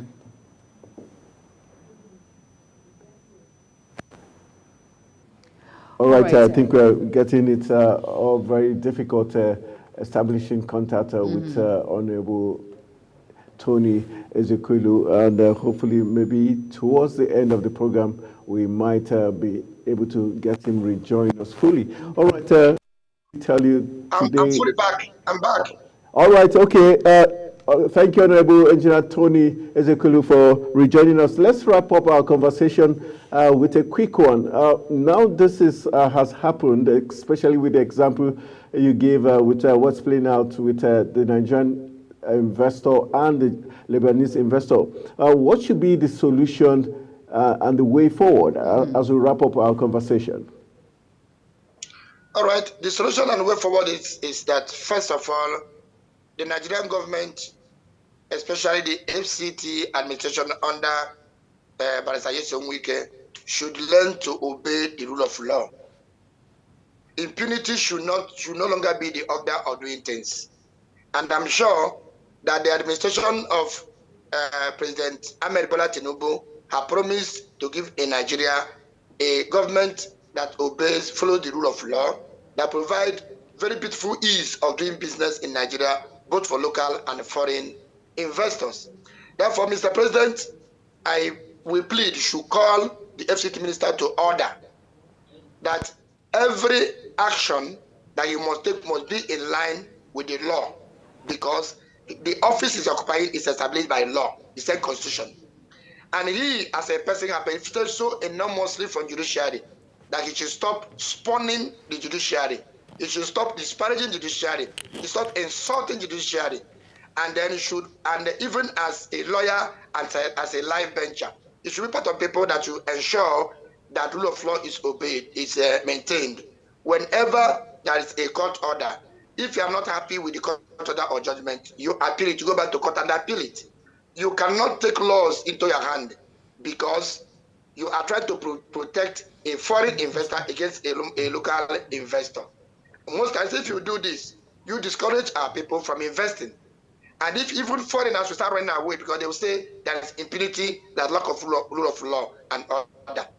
Secondly, the wicked administration of FCT should be made to do public apologies, both to the court, to PRACO, the developers, and then indemnify the company. They should put back everything they had destroyed in that place, because there's a court order served on him. And the government is continuing. Our government should learn whatever undertaking a private administration takes in, when you come in. All right, I think we're having a little bit of hitch there when it comes to the network. Engineer Tony, are you here? For that, there's also every need to have alternative dispute settlement situation. Mm-hmm. When there is a dispute, you put everybody to bring everybody together to a round table and continue talking until you have a way forward. Finally, our government should know that the strength of the economy of Nigeria lies more in local investors. If you have local investors, manufacturers, farmers that are producing and exporting under good environment, they will export and foreign exchange will come.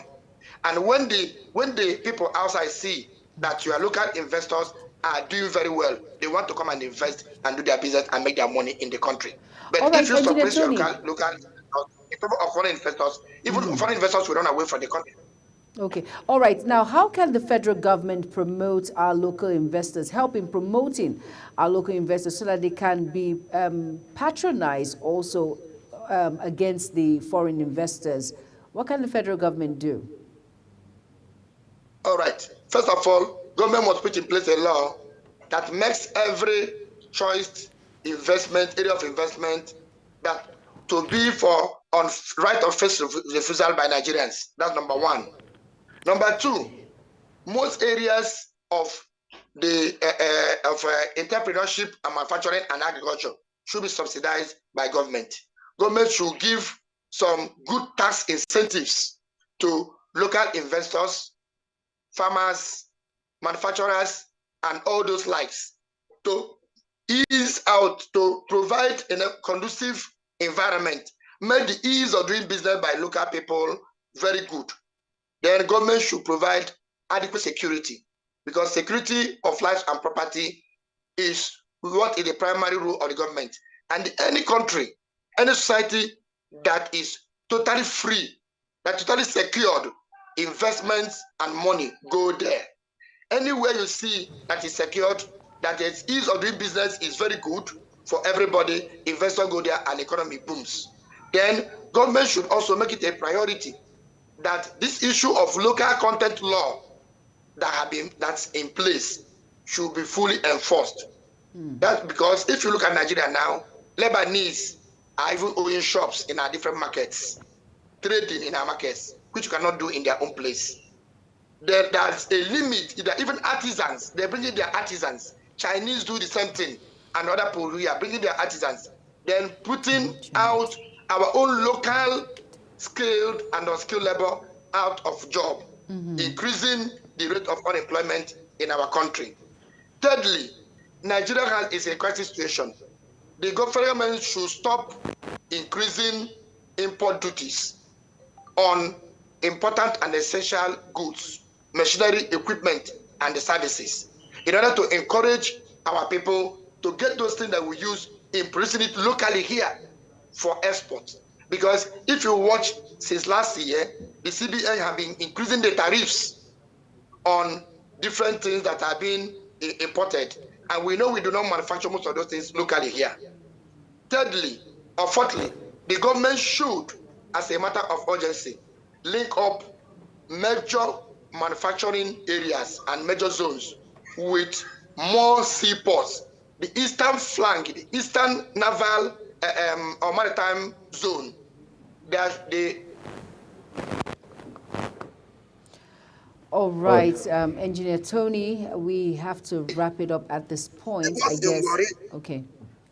All right. The port in Warri, Sapele, the one being done in Aba, Osakwa, Anambra State, Calabar port should be made to start functioning so that we have more access. Then rail lines should be used to connect all the major parts and cities of Nigeria. If Nigeria provides cheap and affordable power, energy, provide means of transportation, provide the other enabling environment, our manufacturers can beat Chinese, can beat Indians, can compete with any country in the world. These things I have mentioned is what India, China, Singapore, Indonesia, Malaysia, and others did. And their country is doing exceedingly well. Nigeria should follow suit. All right, thank you very much. I want to say thank you, Honorable Engineer Tony Uche Ezekwelu, economist, estate developer, and a former Chief Whip, Anambra State House of Assembly. I want to say thank you very much for joining us this morning on Global Morning, and we urge you to enjoy the rest of your day, and we hope that the presidency, who's also watching keenly on Global Morning, have taken one or two things as regards how best to support local investors as against foreign investors. Thank you very much, and our regards to the people of the Southeast. Thank you so much, Engineer Tony, for being part of the program. Thank you so very much. Thank you. I so much appreciate you. Thank you so much. God bless you. I'm ready anytime, any day to be part of you, and I am called upon. So I wish I wish our Nigerians well, and I wish all local investors well. God bless you. All right, so that's how we call it a wrap in that discourse. Excited to talk to a local investor there. Nigeria can do all things if we're supported. All right, we've like they say, you save the best for last, and we've decided to save the best for last. And we're talking the 2024 World Drummers Day, and we're bringing the man who is behind the mask, like they say, the big masquerade, Ola Awokon. I hope I got that name right. But he's here, he's looking glorious, like a drummer. This time he came in with an invisible drum. Have you ever seen that? That's what you're going to see this morning. I will go for a quick break. When we return from the break, Ola will be coming with all the spices that makes drummers truly amazing. Stay with us.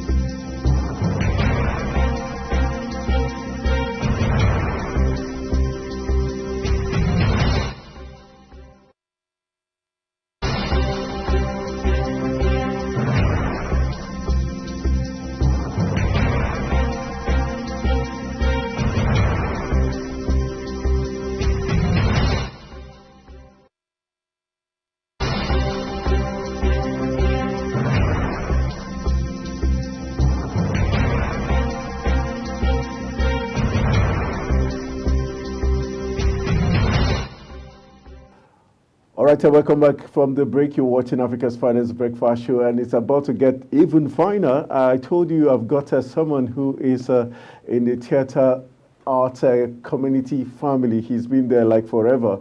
Methuselah, if you want to call him that. His name Ola Awakon. I hope I got that. I had to practice that like 3 times in a row. And oh, now they have a max by special one already before I even did. All right, Ola, amazing to have you. Echoes of the Drum. That's fantastical. Thank you very much for having me. Ola Awakon.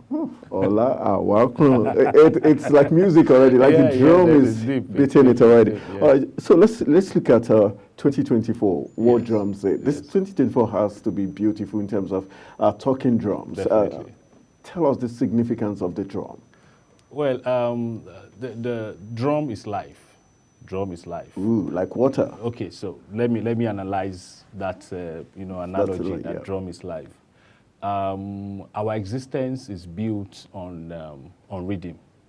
Rhythm produced from our hearts.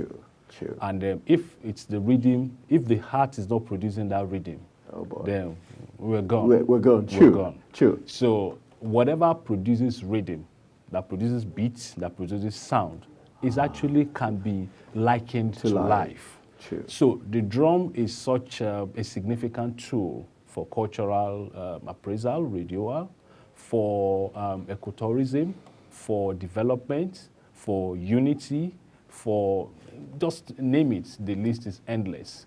So this year's World Drummers Day with the theme, Let's Rhythm Rule the World.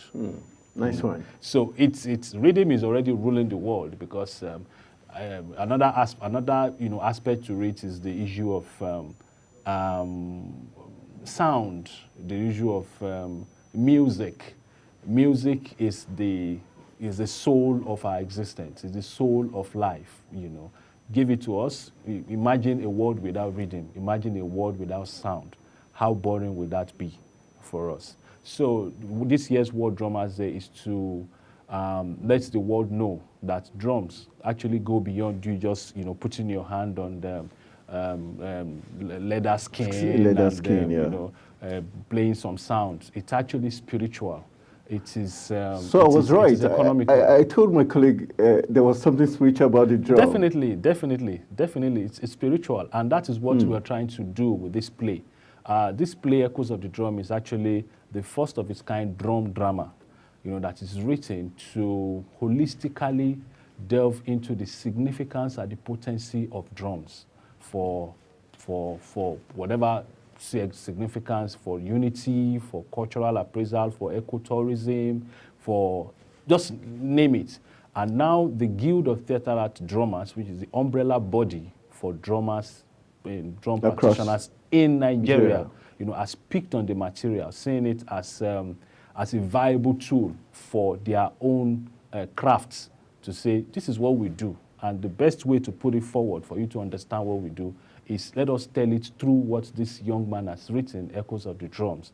That's why we're using it to commemorate this year's World Drummers Day. And importantly, the play, away from just drums, also picks on triplets. The major characters in the play have 3 drums that they use for their... The triplets have 3 drums. They have 3 drums. Signifying 3 lives. One of the drums, yes, a drum for one person, a drum for one person, a drum for the other person. And the 3 of them have their supernatural powers.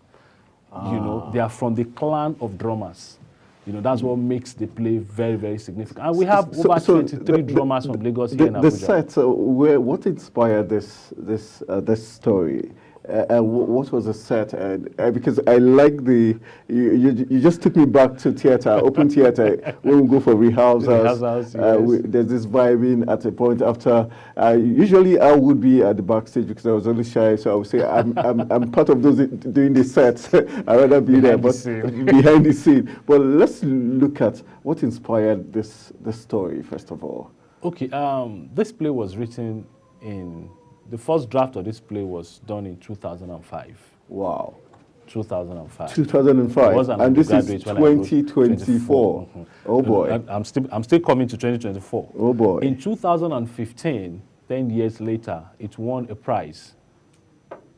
In 2022, I need to get an autograph after this. It was premiered by the National Troupe of Nigeria. The first time this play went on stage fully was in 2002, and that was for Nigeria's 62nd independence anniversary in Lagos at the Muzon Center. So now in 2024, the Guild of Theatre Art Drummers, the national coordinator, Isioma Williams, who was actually instrumental to the development of the play from the first draft to the current, master scripts that we have. When you write the first script, it's called MS1. From MS1, after staging, you now have MS2. So after the staging by the National Troupe, we are able to come up with this, which we'll be doing the unveiling of the book today to push to the world what I call drumunication. And drumunication is drum for communication and education. Oh boy. So that's what we're doing with this. And after the staging, we're also using it to educate students. We want to do a global tour with it. We want to do a campus tour with it. And already we've gotten interest of art ambassadors. We've gotten interest of ambassadors from the international communities that are saying, yes, drum is peculiar to every community, every society. So if you really believe that you want your culture and your value system to be pushed to the next level, then you have to align yourself with what drums can do. So that's just, it's just to experiment on something different. The drummers are always put by the side, orchestra. But they're very important. They're very, very important, and that is what we are saying with this play. Let them come to the center stage now and show their importance, the potency of drums. Let them push it to the world. Okay, let's just, I'm particular about the name of the book, Echoes. We know when you say echo, it tells us about depth, about reverberation, something that keeps going endless. Yes. Why the choice of Echoes? Okay. Echoes. And now we're talking about 3 drums. What's this going to, is like in the name of the Father, the Son, and the Holy Spirit. It's the Holy Trinity. That's an analogy, which is actually significant. As well, if we are linking it to the Nigerian setting, you can as well say the Yoruba, the Hausa, and the Igbos. You understand? But in the clan of, let me just put you, into the play a little. There's a clan of drummers, in the play. And the thing is, when a child is born into that clan, you are attached to a particular drum because the clan itself is known for drums. So when you're born, a drum is attached to you. I can't wait for this to when be you're the born, movie. a drum is attached to you. So in the Southwest, because the setting is Southwest, and there is this, according to tradition and history, there is a town in Osun State where the first set of triplets was actually born. It's called Oko. Oko. And the Oba Onirese of that town was actually the first king that witnessed that birth. So in that clan, the triplets, triplets born to earth, one of the triplets is linked to Bata, the other one is linked to Omele, the third one is linked to Gongon. The gongon is the talking drum. They all talk, though. So we've got Bata. We've got Bata. We have Omele. Omele is the one with the three faces. The three faces. The drum with the 3 faces. The 3 faces that you use. So then gongon is the one that's the talking drum. So the triplets are meant to work in synergy, by ensuring that their drums produce rhythm that will help them survive. Because in the course of them moving from childhood to being teenagers to being adolescent, they have to learn the crafts of those drums and have to live to survive with those drums. Who says art is so beautiful? Art is beautiful. Art is amazing. so beautiful. Amazing. So it's just something that you have to see. Because what we are moving, what the plan with this is to go global. And by going global, you're already global here. Into movies. Okay. And we are creating the 3 characters who have supernatural powers. Oh, are boy. actually going to be created into superheroes, like the Superman, like this. Their superpowers, I won't tell you. You have to come and see it on stage. All right, I'm already part of the movie. Take me, Echoes of Drum. That you must be part of this if you're going to have 2024 as amazing as it looks. We've got the book unveiling and the command performance of Echoes of the Drum. Yes, I've got the man who is behind the mask, the producer, the writer, and I'm going to be getting my autograph after this interview because this is amazing, truly amazing. I want to say thank you for the great work you're doing with arts. But before I let you go, I just have one more question for you. How does this help Nigerians, especially with the challenges we're going through, the economic challenges, the insecurity going through? What kind of rhythm can the drum play for us to work through the insecurity challenges, for us to go through the economic challenges? Is it the Obata? Is it the Gongo? Or the Omele? Or the Omele? Okay, fine. What we are going through is what I call a cacophonous stage. Okay. You know, because cacophony is when everything is going in, disarray. There's no zigzag, unity. There's no zigzag. Yeah. But this play actually touches on unity, touches on cultural appraisal and unity. Right. We have stayed away for too long from the values that we've gotten from our communal living as a society. That's one. Then two is we tend to be doing things in staccato. You do yours, I do mine. If you are able to harmonize, that's the significance of this play. Those triplets, at a point, they wanted to go their different ways. Okay. But in going their different ways, they were actually going to a dungeon. They're actually going to their downfall, seeing their downfall. So they had to come together again, producing rhythm, that will create sounds that will be in alignment, that will bring life. So we need to work together as one. Also, drums also have economic significance. Okay. The drum, the skin. Talking about ecotourism. So it all talks about us going back to our culture, going back to our roots, believing that who we are and what we are can make us global, and not by picking on what the world has brought into us, the civilization. Let us sell what we have to the world, and that's ecotourism. So, in all, let us live as one. All right, in case you didn't take anything away, just remember the names of the three drums. We've got the Omele, Bata, and Gongo. Once you have these three, you've got life. Get the rhythm, get the vibe. And I want to say a big thank you to Ola Awakon.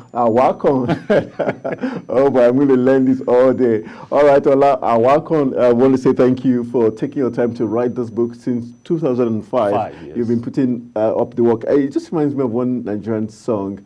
I can't remember, but he talked about that he has been doing this for a very long time, for the patience, for the craft, and for getting into consistency. I find the word from that, passion-sistency. Passion-sistency. Okay, I think we'll be doing a lot of stuff. I do poetry, so I guess I've got a part that where we're going to be doing stuff. So we are celebrating the World Drummers Day, and kudos to one man, Ola Awakon, for getting the job done, putting Nigeria on the map again, once again, and more to come. Like he says, it's going to be put in movies, and we're going to have superheroes.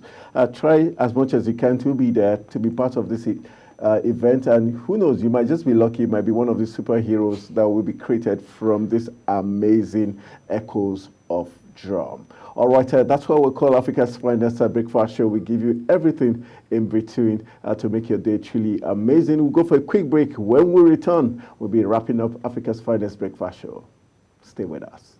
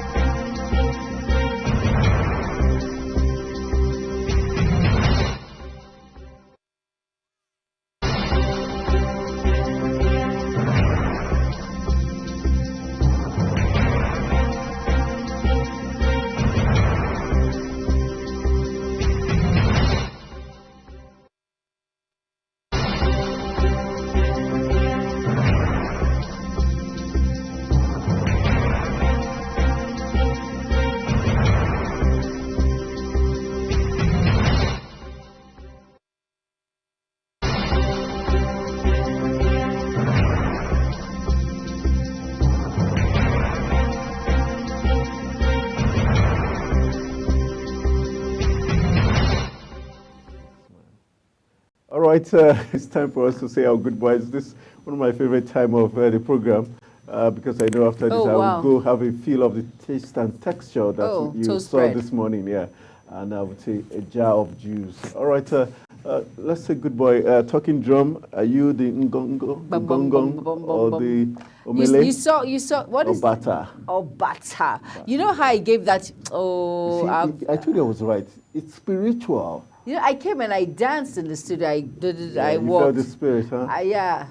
I danced, but you know, most times in Nigeria, when people dance and happy about this, you know, there's money in the bank. All right. Okay.